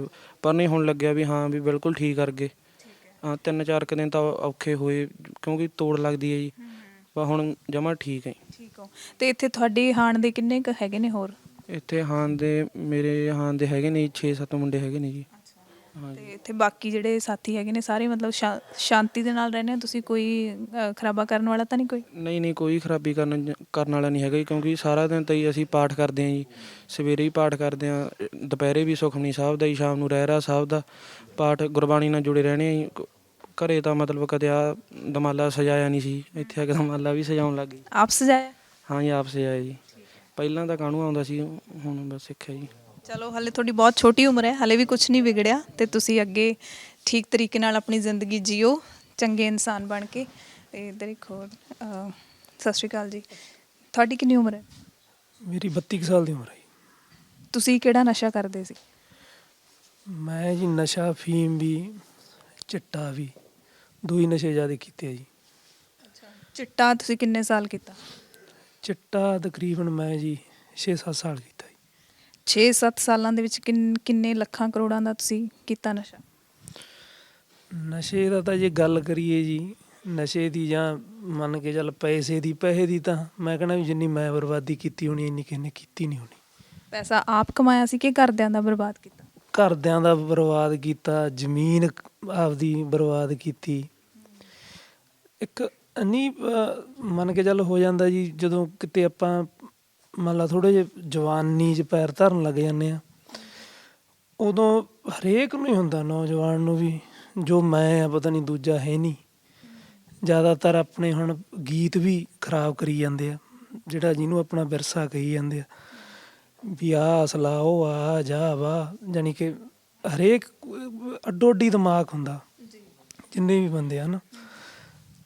ਚਲੋ ਸਕੂਲ ਟਾਈਮ 'ਚ ਜਾਂ ਹੋਰ ਪਿੰਡ ਮਾੜੀਆਂ ਮੋਟੀਆਂ ਲੜਾਈਆਂ ਪੜਾਈਆਂ ਕਰਦੇ ਸੀ, ਲੜ ਪਏ ਭਿੜ ਪਏ। ਉਦੋਂ ਬਾਅਦ ਗਾਹਾਂ ਵੱਧ ਗਿਆ ਕੰਮ, ਗਾਹਾਂ ਵੱਧ ਗਿਆ।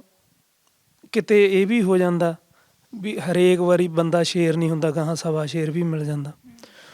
ਉਦੋਂ ਥੋੜ੍ਹਾ ਜਿਹਾ ਇਹ ਤਾਂ ਚੀਜ਼ ਦੇਖਦਾ ਨਹੀਂ ਵੀ ਆਪਾਂ ਥੋੜ੍ਹੇ ਸੀ ਉਹ ਵੱਧ ਸੀ। ਉਦੋਂ ਥੋੜ੍ਹਾ ਜਿਹਾ ਐਂ ਲੱਗਣ ਲੱਗ ਜਾਂਦਾ ਵੀ ਉਹਨਾਂ ਦਾ ਨਸ਼ਾ ਕੀਤਾ ਸੀ ਯਾਰ, ਉਹ ਖਮਨੀ ਜ਼ਿਆਦਾ ਤਕੜੇ ਹੋ ਗਏ। ਉਦੋਂ ਕਿਤੇ ਨਾ ਕਿਤੇ ਬੰਦਾ ਇੱਧਰ ਨੂੰ ਜਾਂਦਾ, ਕੁਛ ਨਵਾਂ ਖੂਨ ਹੁੰਦਾ ਜੀ। ਕੁਛ ਵੱਡੀ ਗੱਲ ਇਹ ਹੁੰਦੀ ਹੈ ਜਿਹਦਾ ਪਰਿਵਾਰ ਜਾਂ ਜਿਹਦਾ ਮੰਨ ਕੇ ਚੱਲ ਮਾਂ ਪਿਓ ਇੱਕ ਸਿਰਫ ਕੰਮ ਵਾਲਾ ਹੀ ਹੋਵੇ, ਉਹਨੇ ਇਹ ਦੇਖਣਾ ਹੀ ਨਹੀਂ ਵੀ ਮੇਰਾ ਬੱਚਾ ਵੀ ਮੰਨ ਲਾ ਕੀ ਕਰਦਾ ਕੀ ਨਹੀਂ। ਘਰੋਂ ਨਹੀਂ ਖੁੱਲ੍ਹ ਜੀ ਹੋ ਜਾਂਦੀ ਵੀ ਯਾਰ ਸਾਡੇ ਇਕੱਲਾ ਹੈਗਾ, ਚੱਲ ਕੋਈ ਨਹੀਂ ਚੱਲੀ ਜਾਂਦਾ। ਫਿਰ ਮੇਰੇ ਨਾਨਕੇ ਆ ਜੀ, ਨਾਨਕਿਆਂ ਦੇ ਮੰਨ ਕੇ ਚੱਲ ਮੇਰੀ ਨਾਨੀ ਸੀ, ਉਹਨੇ ਨਹੀਂ ਮੈਨੂੰ ਕਦੇ ਜਵਾਬ ਦਿੱਤਾ। ਯਾਨੀ ਕਿ ਮਤਲਬ ਤੁਸੀਂ ਕਾਫੀ ਜਣਿਆਂ ਦਾ ਨੁਕਸਾਨ ਕਰਤਾ? ਹਾਂਜੀ ਹਾਂ। ਤੇ ਪਛਤਾਵਾ ਹੈ ਕੋਈ? ਪੂਰਾ ਹੀ ਪਛਤਾਵਾ ਜੀ। ਕੀ ਪਛਤਾਵਾ ਕਰਦੇ ਹੋ ਹੁਣ? ਪਛਤਾਵਾ ਇਹ ਕਰਦੇ ਆ ਜੀ, ਚਲੋ ਜ਼ਮੀਨ ਜਾਇਦਾਦ ਵੀ ਚਲੋ ਖਰਾਬ ਕੀਤੀ, ਆਪਦੀ ਕੀਤੀ, ਚਲੋ ਕਿਸੇ ਦਾ ਕੋਈ ਨੁਕਸਾਨ ਨਹੀਂ ਕੀਤਾ, ਕੋਈ ਇਹ ਨਹੀਂ ਕਹਿ ਸਕਦੇ। ਦੂਜਾ ਵੱਡੀ ਗੱਲ ਕੀ ਆ, ਮੈਂ ਆਪਦੇ ਪਰਿਵਾਰ ਦਾ ਬਹੁਤ ਵੱਡਾ ਨੁਕਸਾਨ ਕੀਤਾ ਜੀ। ਨਾ ਤਾਂ ਮੈਂ ਅੱਜ ਤੱਕ ਕਦੇ ਮੁੜਿਆ ਸੀ ਜਿੱਧਰ ਨੂੰ ਮੈਂ ਚੱਲ ਪਿਆ। ਮੇਰੇ ਡੈਡੀ ਦਾ ਐਕਸੀਡੈਂਟ ਹੋ ਗਿਆ ਸੀ, ਮੌਤ ਹੋ ਗਈ। ਮੇਰੀ ਮਾਤਾ ਜਾਣੀ ਕਿ ਡਿਪਰੈਸ਼ਨ ਦੀ ਮਰੀਜ਼ ਹੋ ਗਈ। ਵੱਧਦਾ ਦਿਮਾਗ 'ਤੇ ਬਹੁਤ ਲੋਡ ਵੱਧ ਗਿਆ, ਕਿਉਂ ਮੈਂ ਇਕੱਲਾ ਸੀ, ਪੰਗੇ ਇਹੋ ਜਿਹੇ ਲੈਂਦਾ ਸੀ, ਦੁਸ਼ਮਣੀਆਂ ਵੱਧ ਗਈਆਂ, ਉਹਦੇ ਦਿਮਾਗ 'ਤੇ ਟੈਨਸ਼ਨ ਵੱਧ ਗਈ।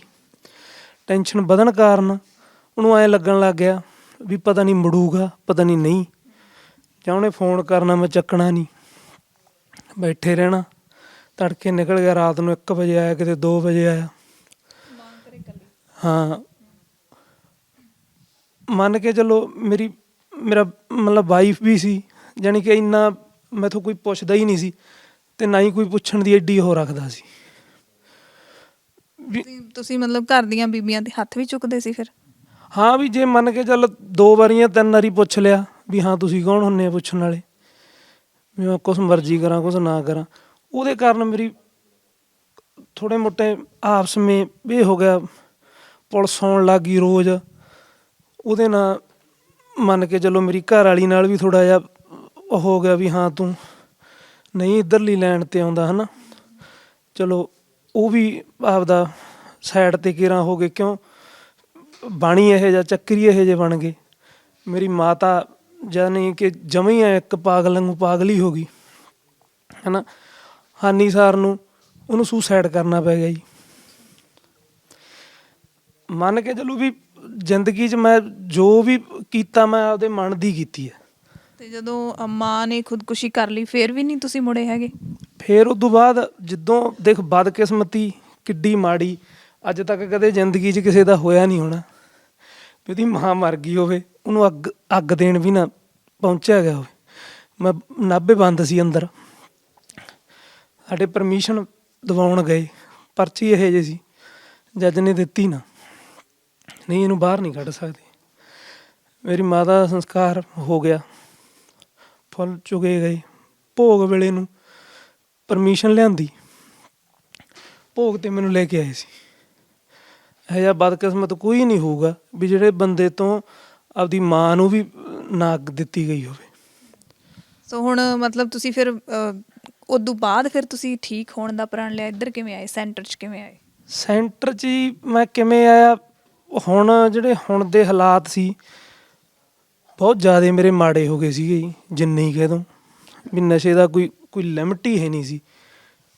ਜਿੱਥੇ ਕਰ ਲਿਆ ਉੱਥੇ ਹੀ ਬਹਿ ਗਿਆ, ਉੱਥੇ ਹੀ ਪੈ ਗਿਆ। ਉਸ ਤੋਂ ਬਾਅਦ ਮੇਰੇ ਮਾਮਾ ਜੀ ਆ ਜੀ ਛੰਨਾ ਤੋਂ, ਉਹਨਾਂ ਦਾ ਸੀਗਾ, ਉਹਨਾਂ ਨੇ ਪਤਾ ਕੀਤਾ ਵੀ ਇਹ ਸਭ ਤੋਂ ਵਧੀਆ। ਫਿਰ ਆ ਕੇ ਅਸੀਂ ਦੇਖਿਆ ਜੀ, ਮੈਨੂੰ ਜਾਣੀ ਕਿ ਬਹੁਤ ਵਧੀਆ ਲੱਗਿਆ, ਸੈਂਟਰਾਂ ਵਾਲਾ ਕੰਮ ਨਹੀਂ ਲੱਗਿਆ। ਤੁਸੀਂ ਖੁਦ ਇੱਥੇ ਆਏ ਜਾਂ ਤੁਹਾਨੂੰ ਧੱਕੇ ਨਾਲ ਲਿਆਏ ਮਾਮਾ ਜੀ ਹੋਣੇ? ਨਹੀਂ ਮੈਂ ਖੁਦ ਆਪ ਆਇਆ ਸੀਗਾ ਜੀ। ਮਤਲਬ ਤੁਸੀਂ ਵੀ ਅੱਕ ਗਏ ਸੀ ਆਪਦੀ ਉਸ ਜ਼ਿੰਦਗੀ ਤੋਂ? ਹਾਂ ਜੀ ਹਾਂ, ਵੀ ਜ਼ਿੰਦਗੀ ਤੋਂ ਅੱਕ ਕੀ ਗਏ ਜੀ। ਜਿਹੜੇ ਬੰਦੇ ਕਦੇ ਇਹ ਕਹਿੰਦੇ ਹੁੰਦੇ ਸੀ ਵੀ ਯਾਰ ਹਾਂ ਵੀ ਯਾਰ ਵਾਕਈ ਵੀ ਕਹਿੰਦੇ ਸੀ ਵੀ ਹਾਂ ਯਾਰ ਆ ਬਾਈ ਬੈਠ, ਉਹ ਬੰਦੇ ਜਾਣੀ ਕਿ ਪਾਸੇ ਹੀ ਵੱਟਣ ਲੱਗ ਗਏ। ਨਸ਼ੇ ਵਾਲਾ ਬੰਦਾ ਚਾਹੇ ਕਿੱਡਾ ਵੀ ਮਰਜ਼ੀ ਸਹੀ ਹੋਵੇ, ਕਿੱਡਾ ਵੀ ਕੁਛ ਵੀ ਹੋਵੇ, ਕਿੱਡਾ ਹੀ ਤਰਨਾਟ ਹੋਵੇ, ਉਹ ਬੰਦੇ ਤੋਂ ਇੱਕ ਨਾ ਇੱਕ ਵਾਰੀ ਬੰਦਾ ਇਹ ਸੋਚੂਗਾ, ਪਾਸਾ ਵੱਟੂਗਾ ਯਾਰ ਵੀ ਪਤਾ ਨਹੀਂ ਜੇ ਪੈਸਾ ਨਾ ਮੰਗੇ ਐ ਨਹੀਂ ਪਤਾ ਕੀ ਕਹੇ ਜਾਂ ਸਵਾਲ ਕਹੇ ਜਾਂ ਪਾ ਦੇ। ਜਿਹਦੇ ਨਾਲ ਜ਼ਿਆਦਾ ਆਪਾਂ ਵਿਚਰੇ ਹੋਵਾਂਗੇ ਜਾਂ ਜਿਹਦੇ ਨਾਲ ਮਿੱਤਰਤਾ ਆਪਾਂ ਜ਼ਿਆਦਾ ਨਿਭਾਈ ਹੋਊ, ਉਹ ਬੰਦੇ ਦੇ ਕਦੇ ਕਦੇ ਡਰ ਹੀ ਇਹੋ ਜਿਹਾ ਪੈ ਜੂ ਯਾਰ ਵੀ ਮੈਥੋਂ ਜੇ ਇਹਨੇ ਆਹ ਚੀਜ਼ ਮੰਗ ਲਈ ਮੈਂ ਇਹਨੂੰ ਕਿਵੇਂ ਜਵਾਬ ਦਿਉ। ਤੇ ਜੇ ਜਵਾਬ ਦੇ ਦਾਂਗੇ ਤੇ ਫਿਰ ਕੁਝ ਕਰ ਵੀ ਸਕਦਾ। ਹਾਂ ਜਾਣੀ ਕਿ ਉਹਦਾ ਕੀ ਹੋ ਜਾਂਦਾ ਨਾ, ਦਿਮਾਗ ਤੋਂ ਨਹੀਂ, ਦਿਮਾਗ ਤਾਂ ਉਹਦਾ ਸੋਚਦਾ ਹੀ ਨਹੀਂ ਹੁੰਦਾ।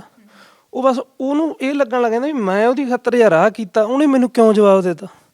ਐ ਨਹੀਂ ਪਤਾ ਉਹਦੀ ਉਲਟ ਚੱਲੇ। ਤੇ ਤੁਸੀਂ ਕੰਮ ਕੀ ਕਰਦੇ ਸੀਗੇ? ਕੰਮ ਜੀ ਖੇਤੀਬਾੜੀ ਦਾ ਹੀ ਸੀ। ਪੜ੍ਹੇ ਲਿਖੇ ਕਿੰਨਾ? ਮੈਂ ਜੀ +2 ਕੀਤੀ ਹੈ ਜੀ, ਸਾਡੇ ਭਾਈ ਰੂਪਚੰਦ ਪਬਲਿਕ ਸਕੂਲ ਹੈ, ਇੰਗਲਿਸ਼ ਮੀਡੀਅਮ ਹੈ ਜੀ, ਉੱਥੇ ਕਰੀ ਆ। ਠੀਕ ਹੈ। ਤੇ ਤੁਹਾਡੀ ਵਾਈਫ ਵੀ ਪੜ੍ਹੀ ਲਿਖੀ ਹੋਏਗੀ? ਹਾਂਜੀ। ਠੀਕ ਹੈ। ਤੇ ਬੱਚੇ ਪੜ੍ਹਦੇ ਨੇ? ਮੇਰੇ ਜੀ ਗੁੜੀਆ 8 ਸਾਲ ਦੀ ਪੜ੍ਹਦੀ ਹੈ। ਤੇ ਤੁਸੀਂ ਹੁਣ ਇੱਥੇ ਹੋ ਜਾਂ ਤੁਸੀਂ ਜੇਲ੍ਹ 'ਚ ਰਹਿੰਦੇ ਸੀ ਮਾਂ ਦੇ ਜਾਣ ਤੋਂ ਬਾਅਦ, ਫਿਰ ਉਹ ਇਕੱਲੇ ਹੀ ਰਹਿੰਦੇ ਸੀ, ਕਿਵੇਂ ਸਰਵਾਈਵ ਕਰਦੇ ਸੀ?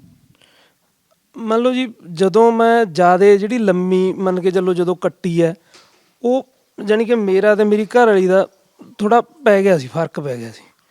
ਉਦੋਂ ਬਾਅਦ ਮੈਂ ਮੰਨ ਕੇ ਚੱਲੋ ਸਰਸੇ ਵੀ ਰਿਹਾ ਜੀ, ਉੱਥੋਂ ਚਲਾਨ ਮੇਰਾ ਰੋਹਤਕ ਪਾਤਾ, ਉੱਥੇ ਵੀ ਰਿਹਾ। ਉਦੋਂ ਬਾਅਦ ਕੀ ਹੋਇਆ, ਆ ਗਿਆ ਮੈਂ ਬਾਹਰ ਆ ਕੇ ਕੋਈ ਐਂ ਨਹੀਂ ਸਮਝ ਆਉਂਦੀ ਵੀ ਕੀ ਕਰੀਏ ਕੀ ਨਾ ਕਰੀਏ। ਮੰਨ ਕੇ ਚੱਲੋ 5-6 ਮਹੀਨੇ ਤਾਂ ਮੈਂ ਪਿੰਡ ਹੀ ਘਰ ਹੀ ਰਿਹਾ, ਬਾਹਰ ਹੀ ਨਾ ਨਿਕਲਿਆ। ਫਿਰ ਚੱਲ ਹੋਰ ਆਉਣ ਲੱਗ ਗਏ, ਆਈ ਉਹਦੇ ਨਾਲ ਵਗ ਗਏ, ਉੱਥੇ ਮੰਨ ਲਾ 20 ਦਿਨ ਰਹਿ ਪਏ, ਉਹ ਮਿੱਤਰ ਕੋਲੇ ਰਹਿ ਪਏ, ਉਹਦੇ ਕੋਲੇ ਰਹਿ ਪਏ। ਜਿਹੇ ਜਿਹੇ ਜਾਣੀ ਕਿ ਕੰਮ ਹੁੰਦੇ, ਜਿਹੇ ਜਿਹੇ ਅੱਜ ਮੰਡੀਰ ਦੇ ਹਾਲਾਤ ਤਾਂ ਹੋਏ ਆ, ਸਰਕਾਰਾਂ ਮਾੜੀਆਂ ਜੀ। ਠੀਕ ਹੈ। ਬਿਲਕੁਲ ਇਹ ਸਵਾਲ ਹੀ ਮੈਂ ਪੁੱਛਣਾ ਸੀ ਕਿ ਤੁਹਾਡੇ ਇਹਨਾਂ ਹਾਲਾਤਾਂ ਦਾ ਜ਼ਿੰਮੇਦਾਰ ਕੌਣ ਹੈ? ਤੁਸੀਂ ਖੁਦ ਹੋ? ਕਿਉਂਕਿ ਕੋਈ ਜ਼ਬਰਦਸਤੀ ਤਾਂ ਤੁਹਾਨੂੰ ਮੈਨੂੰ ਲੱਗਦਾ, ਜਿਵੇਂ ਉਹ ਵੀਰ ਨੇ ਛੋਟੇ ਨੇ ਸਭ ਤੋਂ ਕਿਹਾ ਕਿ ਜ਼ਬਰਦਸਤੀ ਤਾਂ ਤੁਹਾਡੇ ਕੋਈ ਮੂੰਹ 'ਚ ਨਹੀਂ ਪਾ ਸਕਦਾ। ਸਭ ਤੋਂ ਪਹਿਲੇ ਜ਼ਿੰਮੇਦਾਰ ਤੁਸੀਂ ਹੋ, ਦੂਸਰਾ ਜ਼ਿੰਮੇਦਾਰ ਕੌਣ ਹੈ? ਦੂਜਾ ਜ਼ਿੰਮੇਦਾਰ ਜੀ ਸਰਕਾਰਾਂ ਦਾ ਕੀ ਹੈਗਾ ਅੱਜ ਦੇ ਟਾਈਮ 'ਚ। ਮੰਨ ਕੇ ਚੱਲੋ ਮੰਡੀਰ ਨੂੰ ਕਿਸੇ ਨੂੰ ਟੌਪ 'ਤੇ ਲੈ ਕੇ ਆਉਣਾ ਜਾਂ ਉਹਦੇ ਮਗਰ ਗੈਂਗਸਟਰ ਲਾ ਦੇਣਾ। ਜਦੋਂ ਗੈਂਗਸਟਰ ਲੱਗ ਗਿਆ ਤਾਂ ਉਹਨਾਂ ਦਾ ਮਸਲਾ ਇਹ ਹੋ ਜਾਂਦਾ ਵੀ ਇਹ ਸਾਡੇ ਕੰਮੋਂ ਗਿਆ, ਇਹਨੂੰ ਖਤਮ ਕਰੋ। ਗੈਂਗਸਟਰ ਸ਼ਬਦ ਤਾਂ ਉਹ ਬੰਦੇ ਦੇ ਮਗਰ ਲੱਗ ਸਕਦਾ ਜਿਹਦਾ ਕੋਈ ਅੰਡਰਵਰਲਡ ਨਾਲ ਜਾਂ ਕੋਈ ਨਾਤਾ ਹੋਵੇ। ਤੁਹਾਡਾ ਕਿਸੇ ਗੈਂਗਸਟਰ ਨਾਲ, ਕਿਸੇ ਸਿਆਸਤਦਾਨ ਨਾਲ ਲਿੰਕ ਰਿਹਾ ਸੀ? ਤੁਸੀਂ ਇੰਨਾ ਨਸ਼ਾ ਕਰਦੇ ਸੀ, ਇੰਨਾ ਪੈਸਾ ਰੋੜਿਆ? ਲਿੰਕ ਤਾਂ ਜੀ ਤੁਸੀਂ ਐ ਮੰਨ ਕੇ ਚੱਲੋ ਬਣ ਵੀ ਜਾਂਦੇ ਆ, ਜਾਂ ਜਿਹੜੇ ਸਿਆਸਤਦਾਨਾਂ ਨੂੰ ਲੋੜ ਵੀ ਹੁੰਦੀ ਆ ਮੰਡੀਰ ਦੀ, ਵੋਟਾਂ ਵੇਲੇ ਪੈਂਦੀ ਹੈ। ਆ ਵੋਟਾਂ ਹੁਣ ਬਾਕੀ ਸਿਰੇ ਹੁਣ ਤਾਂ ਥੋੜ੍ਹਾ ਮੋਟਾ ਇਹ ਚੀਜ਼ ਦਾ ਐ ਘਟ ਜਾਂਦਾ, ਕਿਉਂ ਤੀਜਾ ਹਰੇਕ ਬੰਦਾ ਅੱਜ ਦੇ ਟਾਈਮ 'ਚ ਇਹ ਕਹਿੰਦਾ ਵੀ ਤੀਜਾ ਬਦਲਾਅ ਆਉਣਾ ਚਾਹੀਦਾ। ਪਰ ਮੰਨ ਕੇ ਚੱਲੋ ਇਹਨਾਂ ਦਾ ਕੀ ਹੈ, ਇਹਨਾਂ ਦਾ ਮਸਲਾ ਇਹ ਹੈ ਵੀ ਆਵੇ ਨਾ, ਕਿਸੇ ਹਾਲਤ ਵੀ ਨਾ ਆਵੇ। ਤੇ ਤੁਹਾਨੂੰ ਇੱਥੇ ਆਏ ਕਿੰਨੇ ਦਿਨ ਹੋ ਗਏ? ਮੈਨੂੰ ਜੀ 2.25 ਮਹੀਨੇ ਹੋ ਗਏ। ਠੀਕ ਹੈ, ਤੇ ਕੀ ਇੰਪਰੂਵਮੈਂਟ ਆਈ ਹੈ ਤੁਹਾਡੇ 'ਚ? ਬਹੁਤ ਆਈ ਹੈ ਜੀ। ਤੁਸੀਂ ਦਾੜੀ ਕੇਸ ਰੱਖ ਲੈਣੇ, ਇੱਥੇ ਆ ਕੇ ਰੱਖੇ ਨੇ ਜਾਂ ਪਹਿਲਾਂ ਤੋਂ ਹੀ ਇਦਾਂ ਸੀ? ਇੱਥੇ ਆ ਕੇ ਰੱਖਿਆ ਜੀ। ਤੇ ਇਦਾਂ ਹੀ ਰਹੋਗੇ ਹੁਣ? ਹਾਂ ਜੀ। ਕੀ ਅਸਰ ਹੋਇਆ, ਮਤਲਬ ਕਿਉਂ ਤੁਸੀਂ ਇਦਾਂ ਰਹੋਗੇ ਹੁਣ? ਅਸਰ ਛੋਟੀ ਜਿਹੀ ਗੱਲ ਹੀ ਮੈਂ ਦੱਸ ਦਿੰਦਾ ਜੀ ਤੁਹਾਨੂੰ।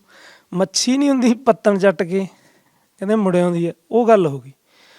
ਸਾਰਾ ਕੁਝ ਦੇਖ ਲਿਆ, ਇਹ ਵੀ ਦੇਖ ਲਿਆ ਵੀ ਕਿੱਡੀ ਕੁ ਖੇਡ ਆ, ਕੀ ਗੱਲ ਆ, ਕੀ ਬਾਤ ਆ। ਅੱਜ ਦੇ ਟਾਈਮ 'ਚ ਜਿਹੜਾ ਆਪਣੇ ਪੰਜਾਬ ਦਾ ਨੌਜਵਾਨ ਆ, ਜੇ ਆਪਾਂ ਗੱਲ ਕਰੀਏ, ਜਾਂ ਜਿਹੇ ਜੀ ਆਪਣਾ ਗਾਣੇ ਆ ਜਾਂ ਲੱਚਰਤਾ ਜਿਹੇ ਜੀ ਮੰਨ ਕੇ ਚੱਲ ਫਲਾਈ ਗਈ, ਅੱਜ ਦੇ ਜਿੰਨੇ 16 17 18 ਸਾਲ ਦੇ ਆ, ਚੰਗਾ ਅਸਲਾ, ਚੰਗੀ ਗੱਡੀ, ਚੰਗਾ ਕੱਪੜਾ, ਉਹਨਾਂ ਨੂੰ ਇਹ ਲੱਗਦਾ ਵੀ ਖਮਨੀ ਇਹ ਬਹੁਤ ਵੱਡਾ ਤਰਨਾਟ ਆ। ਉਹਨੂੰ ਇਹ ਨਹੀਂ ਪਤਾ ਹੁੰਦਾ ਵੀ ਇਹ ਯਾਰ ਮਾਸ ਬਚਾਉਂਦਾ ਤੁਰਿਆ ਫਿਰਦਾ। ਯਾਨੀ ਕਿ ਜਿਹੜੇ ਗਾਇਕ ਗਾਣੇ ਗਾਉਂਦੇ ਨੇ ਤੇ ਗੀਤਕਾਰ ਲਿਖਦੇ ਨੇ, ਉਹਨਾਂ ਦਾ ਵੀ ਇੱਕ ਵੱਡਾ ਰੋਲ ਹੈ ਨੌਜਵਾਨਾਂ ਦਾ। ਸਭ ਤੋਂ ਵੱਡਾ ਰੋਲ ਇਹ ਹੈ ਜੀ ਗਾਇਕਾਂ ਦਾ। ਮੈਂ ਕਰਤਾ, ਮੈਂ ਉਹ ਕਰਦਾ, ਕਿਸੇ ਗਾਇਕ ਤੇ ਕਦੇ ਕਿਸੇ ਨੇ ਇਹ ਸੋਚਿਆ ਵੀ ਕਿਸੇ ਦੇ 751 ਦਾ ਪਰਚਾ ਹੈਗਾ? ਗੱਲਾਂ ਉਹ ਕਰਦੇ ਆ ਬੰਦੇ ਮਾਰਨ ਦੀਆਂ, ਬੰਦੇ ਮਾਰੇ ਜਾਂਦੇ, ਭੁਗਤਣੇ ਬਹੁਤ ਔਖੇ ਆ ਜੀ। ਬਿਲਕੁਲ। ਸੋ ਦੇਖ ਸਕਦੇ ਹੋ ਤੁਸੀਂ, ਅਲੱਗ-ਅਲੱਗ ਪੱਖ ਨਿਕਲ ਕੇ ਸਾਹਮਣੇ ਆ ਰਹੇ ਨੇ ਤੇ ਉਹੀ ਜਿਨ੍ਹਾਂ ਦੀ ਆਪਾਂ ਚਰਚਾ ਕਰਦੇ ਹੁੰਨੇ ਆ। ਤੇ ਇਹਨਾਂ ਨੇ ਤਾਂ ਕਿਹਾ ਹੈਗਾ ਕਿ ਗਾਇਕਾਂ ਦਾ ਬਹੁਤ ਵੱਡਾ ਰੋਲ ਹੈ ਇਹਨਾਂ ਨੂੰ ਇਸ ਪਾਸੇ ਧੱਕਣ ਦੇ ਵਿੱਚ, ਅੱਜ ਦੇ ਨੌਜਵਾਨਾਂ ਨੂੰ ਧੱਕਣ ਦੇ ਵਿੱਚ। ਉਸ ਤੋਂ ਬਾਅਦ ਸਿਆਸਤਦਾਨ ਜਾਂ ਫਿਰ ਨਸ਼ਾ ਤਸਕਰ ਨੇ ਜਿਹੜੇ ਉਹ। ਤੇ ਇਹ ਵੋਟਾਂ ਦੇ ਦਿਨਾਂ ਦੇ ਵਿੱਚ ਅਸੀਂ ਹਾਲਾਤ ਦਿਖਾ ਰਹੇ ਹਾਂ ਪੰਜਾਬ ਦੇ ਕਿ ਕਿਵੇਂ ਕਿਹੜੇ ਮੁੱਦੇ ਨੇ ਜਿਹੜੇ ਉਹ ਅਹਿਮ ਹੋਣੇ ਚਾਹੀਦੇ ਨੇ। ਇੱਕ ਵੀਰ, ਖਾਲਸਾ ਵਾਹਿਗੁਰੂ ਜੀ ਕੀ ਫਤਿਹ। ਤੁਹਾਡੀ ਕਿੰਨੀ ਉਮਰ ਹੈ? ਮੇਰੀ ਉਮਰ ਜੀ 24 ਸਾਲ ਹੈ ਜੀ। 24 ਸਾਲ। ਇੱਥੇ ਕਦੋਂ ਆਏ ਹੋ? ਇੱਥੇ ਮੈਨੂੰ ਆਏ ਨੂੰ ਅੱਜ 15 ਦਿਨ ਹੋ ਗਏ ਜੀ। ਉਸ ਤੋਂ ਪਹਿਲਾਂ ਵੀ ਤੁਸੀਂ ਕਿਤੇ ਰਹਿੰਦੇ ਸੀ, ਜਿਵੇਂ ਵੀਰ ਜੀ ਦੱਸਦੇ ਨੇ? ਹਾਂਜੀ, ਮੈਂ ਪਹਿਲਾਂ ਯਾਨੀ ਕਿ 8 ਸੈਂਟਰ ਕੱਟ ਚੁੱਕਿਆ ਜੀ। ਅੱਛਾ। ਹਾਂਜੀ। ਕੋਈ ਅਸਰ ਨਹੀਂ ਹੋਇਆ? ਉਹ ਇਦਾਂ ਅਸਰ ਇਦਾਂ ਨਹੀਂ ਨਾ ਹੁੰਦਾ ਸੀਗਾ ਜੀ। ਉਹ ਉੱਥੇ ਸੈਂਟਰਾਂ ਦੇ ਵਿੱਚ ਇਦਾਂ ਹੁੰਦਾ ਜੀ, ਉੱਥੇ ਨਸ਼ੇ ਵਾਲੇ ਬੰਦੇ ਨੂੰ ਇਦਾਂ ਸਮਝਿਆ ਜਾਂਦਾ, ਆਮ ਜੇ ਸੈਂਟਰ ਆ ਨਾ, ਚਲੋ ਆਪਾਂ ਨਾਮ ਨਹੀਂ ਕਿਸੇ ਦਾ ਲੈਂਦੇ, ਉੱਥੇ ਬੰਦੇ ਨੂੰ ਇਦਾਂ ਸਮਝਿਆ ਜਾਂਦਾ ਕਿ ਬੰਦਾ ਇਹ ਨਸ਼ਾ ਕਰਕੇ ਆ ਗਿਆ, ਕਿ ਇਹਨੂੰ ਆਪਾਂ ਟੌਰਚਰ ਕਰੀਏ ਕਿ ਇਹ ਫੇਰ ਨਸ਼ਾ ਛੱਡੂਗਾ, ਕਿ ਬੰਦੇ ਨੂੰ ਲਵ ਕੇਅਰ ਕੰਸਰਨ ਨਾਲ ਬੰਦਾ ਨਸ਼ਾ ਛੱਡਦਾ ਵਾ। ਠੀਕ ਆ, ਇੱਥੋਂ ਮੈਂ ਸੁਣਿਆ, ਠੀਕ ਆ, ਇੱਥੇ ਮੈਂ ਫਸਟ ਟਾਈਮ ਆਇਆ ਵਾਂ, ਮੈਂ ਆਪਣੀ ਮਰਜ਼ੀ ਨਾਲ ਆਇਆ, ਮੈਂ ਸੁਬਾਹ ਆਇਆ, ਮੈਂ ਨਸ਼ੇ ਤੋਂ ਅੱਕ ਚੁੱਕਿਆ ਸੀਗਾ। ਮੇਰੀ ਫੈਮਿਲੀ ਦੇ ਵੀ ਰਿਲੇਸ਼ਨ ਥੋੜ੍ਹੇ ਜਿਹੇ ਹੋ ਗਏ ਸੀਗੇ, ਅਤੇ ਮੈਂ ਸੁਬਾਹ ਆਇਆ, ਬਾਬਾ ਜੀ ਇਹ ਸੁੱਤੇ ਪਏ ਸੀਗੇ, ਅਤੇ ਬਾਬਾ ਜੀ ਕਹਿੰਦੇ ਤੁਸੀਂ ਇੰਨੀ ਸਵਖਤੇ ਆ ਗਏ। ਮੈਂ ਕਿਹਾ ਬਾਬਾ ਜੀ ਮੈਂ ਅੱਕ ਚੁੱਕਿਆ ਨਸ਼ੇ ਤੋਂ, ਅਤੇ ਮੈਨੂੰ ਮੌਕਾ ਦਿਓ। ਵੀ ਮੈਂ ਸੁਣਿਆ ਵਾ ਇੱਥੋਂ ਮੇਰੇ ਪਿੰਡ ਦੇ ਮੁੰਡੇ ਵੀ ਰਹਿ ਕੇ ਗਏ ਆ, ਰਿਕਵਰ ਵੀ ਹੋਏ ਆ। ਆਮ ਸੈਂਟਰਾਂ 'ਚ ਮੈਂ ਸੁਣਦਾ ਸੀਗਾ, ਉੱਥੇ ਮੈਮ ਇੱਦਾਂ ਰੱਖਦੇ ਆ ਕਿ ਬੰਦੇ ਨੂੰ ਅੰਦਰ ਮਹੀਨਾ 2 ਮਹੀਨੇ ਗੋਲੀ ਦੇ ਕੇ ਰੱਖ ਲੈਂਦੇ ਆ ਵੀ ਚਲੋ ਕੋਈ ਗੱਲ ਨਹੀਂ। ਗੋਲੀ ਕਾਹਦੀ? ਆਹੀ ਕੋਈ ਵੀ ਬੰਦਾ ਵੀ ਕੋਈ ਉਹਨੂੰ ਦਿਮਾਗੀ ਨਾ ਹੋਵੇ, ਕੋਈ ਵੀ ਆਪੇ ਬੰਦੇ ਨੂੰ ਇੱਥੇ ਆਪਦਾ ਰਹੀ ਜਾਵੇ, ਆਪਦਾ ਵਧੀਆ ਓਕੇ ਰਵੇ। ਯਾਨੀ ਕਿ ਇੱਕ ਗੁਨਾਹਗਾਰ ਜਾਂ ਸਮਝਦੇ ਨੇ ਤੁਹਾਨੂੰ? ਜੀ ਹਾਂਜੀ। ਰੋਟੀ ਪਾਣੀ ਤੋਂ ਜ਼ਿਆਦਾ ਤਾਂ ਸਭ ਤੋਂ ਪਹਿਲਾਂ ਤਾਂ ਰੋਟੀ ਪਾਣੀ ਤੋਂ ਟੌਰਚਰ ਕੀਤਾ ਜਾਂਦਾ। ਕਿਵੇਂ? ਵੀ ਰੋਟੀ ਪਾਣੀ ਇੱਦਾਂ ਹੋ ਜਾਂਦਾ ਕਿ ਚਲੋ ਖਾਣਾ, ਭੁੱਖ ਲੱਗੀ ਤਾਂ ਖਾਣਾ ਪੈਂਦਾ ਜੀ, ਠੀਕ ਹੈ ਜੀ। ਉਹਨਾਂ ਨੂੰ ਇਹ ਹੁੰਦਾ ਕਿ ਬਸ ਜਿਵੇਂ ਅੰਦਰ ਆ ਗਿਆ ਖਾਣਾ, ਠੀਕ ਹੈ ਜੀ। ਇੱਥੇ ਇਹ ਰੂਲ ਆ, ਸੁਣਿਆ ਵੀ ਇੱਥੇ ਜਿਹੜੀ ਚੀਜ਼ ਅਸੀਂ ਖਾਣੀ ਉਹੀ ਬਾਬਾ ਜੀ ਨੇ ਖਾਣੀ, ਉਹੀ ਜੋ ਗੈਸਟ ਆਉਣਾ ਉਹੀ ਉਹਨਾਂ ਨੇ ਖਾਣੀ, ਲੰਗਰ, ਠੀਕ ਹੈ ਜੀ। ਉੱਥੇ ਇੱਦਾਂ ਹੁੰਦਾ ਸਟਾਫ ਦੀ ਅਲੱਗ ਹੋਣੀ, ਉਹਨਾਂ ਨਾਲ ਦੇਖਣਾ, ਉਹਨਾਂ ਨਾਲ ਜਦੋਂ ਦੇਖਣਾ ਇੱਦਾਂ ਲੱਗਣਾ ਕਿ ਯਾਰ ਅਸੀਂ ਨਸ਼ਾ ਕਰਕੇ ਇੰਨਾ ਗੁਨਾਹ ਕਰ ਲਿਆ ਕਿ ਉਹ ਇੱਦਾਂ ਖਾਂਦੇ ਆ, ਅਸੀਂ ਮਤਲਬ ਬੰਦੇ ਤੇ ਹੋਰ ਮਾਨਸਿਕ ਅਸਰ ਹੈ ਜਿਹੜਾ ਉਹ ਡੂੰਘਾ ਹੋ ਜਾਂਦਾ। ਮੈਂਟਲੀ ਟੌਰਚਰ ਹੋ ਜਾਣਾ ਬੰਦੇ ਨੇ। ਅੱਛਾ, ਤੁਸੀਂ ਕੀ ਇਸ ਵਕਤ ਕੀ ਕਰਦੇ ਹੋ? ਪੜ੍ਹਦੇ ਹੋ, ਨੌਕਰੀ ਕਰਦੇ? BA ਸੈਕੰਡ ਈਅਰ ਤੋਂ ਮੈਂ ਹੋ ਗਿਆ ਸੀ ਕਿ ਮੈਂ ਉਸ ਤੋਂ ਬਾਅਦ ਬੰਦ ਕਰਤੀ ਸੀਗੀ ਪੜ੍ਹਾਈ, ਅਤੇ ਉਦੋਂ ਪਹਿਲਾਂ ਮੈਂ ਪੜ੍ਹਾਈ ਕਰਦਾ ਸੀਗਾ, ਯਾਨੀ ਕਿ ਪੜ੍ਹਾਈ ਦੇ ਨਾਲ ਨਾਲ ਘਰ ਦੇ ਰਿਲੇਸ਼ਨ ਵੀ ਇੱਦਾਂ ਹੁੰਦੇ ਗਏ, ਨਸ਼ਾ ਵੱਧਦਾ ਗਿਆ, ਪਾਪਾ ਦੀ ਡੈਥ ਹੋ ਗਈ। ਉਦੋਂ ਮੁੜ ਕੇ ਕੁਛ ਮੈਂ ਤੁਹਾਨੂੰ ਮੈਂ ਸੱਚੀ ਗੱਲ ਦੱਸਾਂ ਕਿ ਮੈਂ ਨਾ ਨਸ਼ਾ ਲੈ ਕੇ ਆਉਂਦਾ ਪਿਆ ਸੀਗਾ।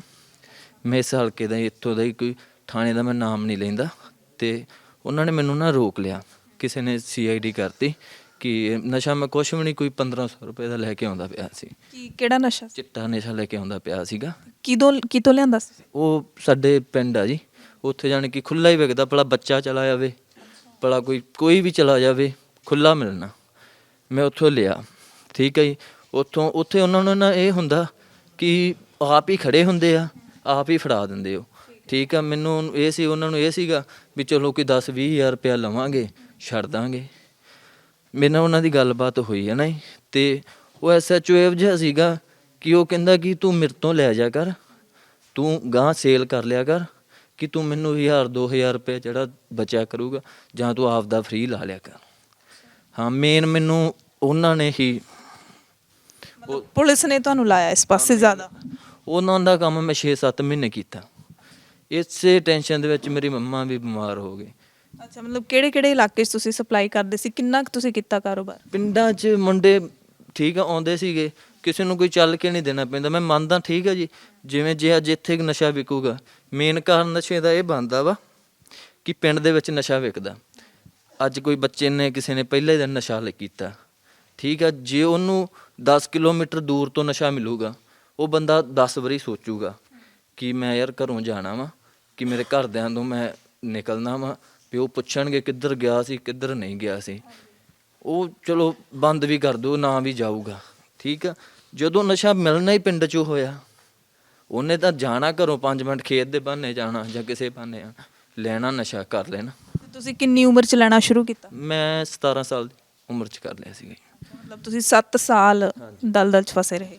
ਤੇ ਫਿਰ ਕਿਵੇਂ ਇੱਧਰ ਨਿਕਲਣ ਦਾ ਕਿਵੇਂ ਮਨ ਬਣਿਆ? ਕੋਈ ਝਟਕਾ ਲੱਗਿਆ? ਕਿਵੇਂ? ਬਹੁਤ ਵੱਡਾ ਝਟਕਾ ਲੱਗਾ ਜੀ ਮੈਨੂੰ, ਵੀ ਮੈਂ ਨਾ ਜੀ ਸੈਂਟਰ ਕੱਟ ਕੇ ਆਇਆ ਸੀਗਾ ਜੀ। ਸੈਂਟਰ ਮੈਂ ਗਿਆ ਚਲਾ ਸੈਂਟਰ, ਘਰ ਦੇ ਮੈਨੂੰ ਭੇਜਦੇ ਸੀਗੇ, ਘਰ ਦੇ ਕਹਿੰਦੇ ਸੈਂਟਰ ਚਲਾ ਜਾ। ਮੈਂ ਪਹਿਲਾਂ ਧੱਕੇ ਨਾਲ ਭੇਜਦੇ ਸੀ? ਹਾਂਜੀ, ਪਹਿਲਾਂ ਧੱਕੇ ਨਾਲ ਭੇਜਦੇ ਸੀਗੇ, ਤੇ ਮੈਂ ਸੈਂਟਰ ਗਿਆ ਚਲਾ। ਮੈਂ ਸੈਂਟਰ ਤੋਂ ਆਇਆ ਜੀ 3 ਮਹੀਨੇ ਲਾ ਕੇ, ਤੇ ਮੈਂ ਨਾ ਬਾਹਰ, ਉਹਨਾਂ ਨੇ ਮੈਨੂੰ ਨਾ ਇੰਨਾ ਕੁ, ਸੈਂਟਰ ਨੇ ਵਾਲਿਆਂ ਨੇ ਮੈਨੂੰ ਟੌਰਚਰ ਕੀਤਾ ਹੋਇਆ ਸੀਗਾ ਕਿ ਮੇਰੇ ਮਨ ਦੇ, ਰਾਜਸਥਾਨ ਦੇ ਵਿੱਚ ਸੈਂਟਰ ਹੈ ਜੀ, ਜਿਹੜੇ ਰਾਜਸਥਾਨ ਦੇ ਵਿੱਚ ਸੈਂਟਰ ਹੈ ਨਾ ਜੀ, ਉਹ ਬਹੁਤ ਬਦਨਾਮ ਹੈ ਜੀ, ਸੱਚੀ ਕਹਿੰਦੇ ਬਹੁਤ ਬਦਨਾਮ ਆ ਉਹ। ਤੇ ਅਸਲ ਸੈਂਟਰ ਉਹ ਆ ਜੀ, ਇਹ ਤਾਂ ਇੱਕ ਗੁਰੂ ਘਰ ਆਪਾਂ ਮੰਨਦੇ ਹਾਂ, ਠੀਕ ਹੈ ਜੀ, ਬੈਠੇ ਹਾਂ ਆਪਾਂ, ਪਰ ਅਸਲ ਸੈਂਟਰ ਜੇ ਮੰਨਿਆ ਜਾਵੇ ਨਾ, ਉਹ ਸੈਂਟਰ ਮੰਨੇ ਜਾਂਦੇ ਜੀ, ਠੀਕ ਹੈ ਜੀ। ਤੇ ਉੱਥੋਂ ਮੈਂ ਦੂਜਾ ਆਇਆ 3 ਮਹੀਨੇ ਲਾ ਕੇ, ਤੇ ਮੈਂ ਘਰ ਨਾ ਆਇਆ ਸਿੱਧਾ, ਮੈਂ ਸਿੱਧਾ ਨਸ਼ਾ ਕੀਤਾ। ਮੇਰੇ ਪਾਪਾ ਨੇ ਮੈਨੂੰ ਕਾਲ ਕੀਤੀ, ਵੀ ਮੇਰੇ ਨਾਲ ਦੇ ਮੁੰਡੇ ਨੂੰ ਮੈਂ ਦੱਸਤਾ, ਜਿਹੜਾ ਮੁੰਡਾ ਮੈਨੂੰ ਲੈਣ ਗਿਆ ਸੀਗਾ। ਪਾਪਾ ਨੇ ਮੇਰੇ ਨਾਲ ਗੱਲ ਕੀਤੀ, ਤੇ ਮੈਂ ਕਿਹਾ ਮੈਂ ਆ ਗਿਆ ਘਰੇ। ਮੈਂ ਹਨੇਰੇ ਥੋੜ੍ਹਾ ਲੇਟ ਆਇਆ ਘਰੇ, ਤੇ ਮੇਰੇ ਆਉਂਦਿਆਂ ਨੂੰ ਘਰੇ ਲੜਾਈ ਪੈ ਗਈ ਵੀ ਤੈਨੂੰ 3 ਮਹੀਨੇ ਅਸੀਂ ਰੱਖਿਆ, ਤੂੰ ਫੇਰ ਇਹ ਕੰਮ ਕਰ ਲਿਆ। ਉਹਨਾਂ ਨੇ ਨਾ ਸੋਚ ਜੀ ਬਣ ਗਈ ਵੀ ਮੈਂ ਤਾਂ ਸੁਧਾਰਨ ਦੀ ਕੋਸ਼ਿਸ਼ ਕਰਦਾ ਪਿਆ, ਇਹ ਫੇਰ ਇਦਾਂ ਕਰੀ ਜਾਂਦਾ। ਉਹ ਡਰਿੰਕ ਕਰਦੇ ਸੀ ਕੋਈ ਥੋੜ੍ਹੀ ਬਹੁਤੀ, ਤੇ ਉਹਨਾਂ ਨੇ ਰਾਤ ਨੂੰ ਲੜਾਈ ਕੀਤੀ ਥੋੜ੍ਹੀ ਬਹੁਤੀ, ਤੇ ਅੱਗੇ ਵੀ ਹੁੰਦੀ ਸੀ ਮਾੜੀ ਮੋਟੀ। ਘਰਦਿਆਂ ਨੇ ਆਖਿਆ ਚਲੋ ਵੀ ਲੜਦੇ ਆ ਨਾ, ਵੀ ਕੱਲ੍ਹ ਨੂੰ। ਮੈਂ ਕਿਹਾ ਚੱਲ ਮੈਂ ਅੱਗੇ ਤੋਂ ਨਸ਼ਾ ਨਹੀਂ ਕਰਦਾ, ਵੀ ਜਿਹੜੀ ਗਲਤੀ ਹੋ ਗਈ। ਮੈਂ ਸੁਬਾਹ ਉੱਠਿਆ, ਸਾਰੀ ਰਾਤ ਲੜਾਈ ਚੱਲੀ ਗਈ ਘਰੇ। ਉਹਨਾਂ ਦੇ ਵੀ ਦਿਮਾਗ 'ਚ ਇੱਦਾਂ ਬਣ ਗਿਆ ਕਿ ਉਹਨਾਂ ਨੇ ਸੁਬਾਹ ਮੈਨੂੰ ਕਹਿੰਦੇ ਵੀ ਤੂੰ ਰਾਤ ਇੱਦਾਂ ਕਰਕੇ ਆਇਆ। ਮੇਰੇ ਵੀ ਦਿਮਾਗ ਜਿਵੇਂ ਕਿਸਮਤ ਮਾੜੀ, ਮੈਂ ਵੀ ਉਹਨਾਂ ਨੂੰ ਬੋਲਿਆ। ਮੇਰੇ ਘਰ ਪਿੰਡ ਦੇ ਬੰਦੇ ਆਏ ਹੋਏ ਸੀਗੇ ਸਮਾਨ ਲੈਣ, ਤੇ ਮੇਨ ਸੀਗੇ ਬੰਦੇ, ਤੇ ਉਹਨਾਂ ਦੇ ਸਾਹਮਣੇ ਮੈਂ ਪਾਪਾ ਨੂੰ ਬੋਲ ਪਿਆ। ਉਹ ਕਹਿੰਦੇ ਵੀ ਉਹਨੇ ਪਾਪਾ ਨੂੰ ਆਖਿਆ ਵੀ ਤੇਰਾ ਬੱਚਾ ਹੀ ਤੈਨੂੰ ਇੱਦਾਂ ਬੋਲੀ ਜਾਂਦਾ ਵਾ। ਉਹਨਾਂ ਨੇ ਇੰਨਾ ਕੁ ਮਨ 'ਤੇ ਉਹ ਕਰ ਲਿਆ ਕਿ ਉਹਨਾਂ ਨੇ ਸੁਸਾਈਡ ਹੀ ਕਰ ਲਿਆ, ਵੀ ਇਹ ਸੋਚ ਕੇ। ਉਹਦੇ ਲਈ ਤੁਹਾਡਾ ਨਸ਼ਾ ਜ਼ਿੰਮੇਦਾਰ ਹੈ? ਬਿਲਕੁਲ ਨਸ਼ਾ ਜ਼ਿੰਮੇਵਾਰ ਹੈ, ਠੀਕ ਹੈ ਜੀ। ਫਿਰ ਮੈਨੂੰ ਵੀ ਠੋਕਰ ਲੱਗੀ। ਫਿਰ ਮੈਂ ਸਭ ਤੋਂ ਪਹਿਲਾਂ ਉਦੋਂ ਮੈਂ 4 ਮਹੀਨੇ ਨਸ਼ਾ ਛੱਡਿਆ ਜੀ, ਠੀਕ ਹੈ ਜੀ। ਉਦੋਂ ਬਾਅਦ ਫਿਰ ਉਹ ਤੁਹਾਨੂੰ ਮੈਂ ਦੱਸਿਆ ਜੀ, ਫਿਰ ਮੇਰਾ ਮੇਨ ਕਾਰਨ ਉਹ ਬਣਿਆ ਪੁਲਿਸ ਦਾ ਜੀ। ਉਦੋਂ ਬਾਅਦ ਫਿਰ ਮੈਂ ਉਹ ਕਾਰਨ ਦੇ ਵਿੱਚ ਫਸਿਆ ਜੀ। ਉਹਦੇ ਵਿੱਚ ਮਤਲਬ ਕੁਝ ਲਾਲਚ ਵੀ ਸੀ, ਕੁਝ ਪੈਸੇ ਦਾ ਲਾਲਚ, ਕੁਝ ਸਰੀਰ ਦਾ? ਬਿਲਕੁਲ। ਸੋ ਕਿੰਨੀਆਂ ਜਿਹੜੀਆਂ ਇਸ ਸੈਂਟਰ ਦੇ ਵਿੱਚ ਆਪਾਂ ਕਹਾਣੀਆਂ ਨੇ ਜਿਹੜੀਆਂ ਉਹ ਸੁਣੀਆਂ ਨੇ, ਔਰ ਸਾਰੀਆਂ ਬਿਆਨ ਕਰਦੀਆਂ ਨੇ ਪੰਜਾਬ ਦੇ ਹਾਲਾਤਾਂ ਨੂੰ। ਔਰ ਸਾਰੇ ਜਿਹੜੇ ਹੈਗੇ ਨੇ ਪੜ੍ਹੇ ਲਿਖੇ ਨੌਜਵਾਨ ਨੇ ਪੰਜਾਬ ਦੇ, ਤੇ ਛੋਟੀ ਉਮਰ ਦੇ, ਵੱਡੀ ਉਮਰ ਦੇ ਸਾਰੇ ਨੇ। ਤੇ ਹੋਰ ਵੀ ਕਿਸੇ ਨੇ ਗੱਲ ਕਰਨੀ? ਹਾਂਜੀ, ਤੇ ਮੈਂ ਜ਼ਰੂਰ ਇੱਕ ਸਵਾਲ ਆਖਰੀ ਪੁੱਛਣਾ ਚਾਹਾਂਗੀ ਵੀਰ ਜੀ ਤੁਹਾਡੇ ਤੋਂ ਕਿ ਜਿਹੜਾ ਇਸ ਤਰੀਕੇ ਦੇ ਨਾਲ ਮਤਲਬ ਨਸ਼ੇ ਦਾ ਜਿਹੜਾ ਸਾਰਾ ਕਾਰੋਬਾਰ ਚੱਲਦਾ ਹੈਗਾ, ਉਸ ਤੋਂ ਬਾਅਦ ਨਸ਼ਾ ਛੁਡਾਊ ਸੈਂਟਰ ਬਣਦੇ ਨੇ, ਉਹਨਾਂ ਸੈਂਟਰਾਂ ਬਾਰੇ ਅਸੀਂ ਆਮ ਤੌਰ ਤੇ ਗੱਲਾਂ ਸੁਣਦੇ ਹਾਂ, ਕਈ ਖਬਰਾਂ ਵੀ ਨਿਕਲਦੀਆਂ ਨੇ ਕਿ ਨਸ਼ਾ ਛੁਡਾਊ ਸੈਂਟਰਾਂ ਦੇ ਵਿੱਚ ਹੀ ਨੌਜਵਾਨਾਂ ਨੂੰ ਨਸ਼ੇ ਦੇ ਵਿੱਚ ਲਾਇਆ ਜਾਂਦਾ ਹੈ। ਤੁਹਾਨੂੰ ਇਸ ਬਾਰੇ ਕੋਈ ਜਾਣਕਾਰੀ ਹੈ? ਇੱਥੇ ਤਾਂ ਅਸੀਂ ਦੇਖ ਲਿਆ ਵੀ ਕੀ ਮਾਹੌਲ ਹੈ।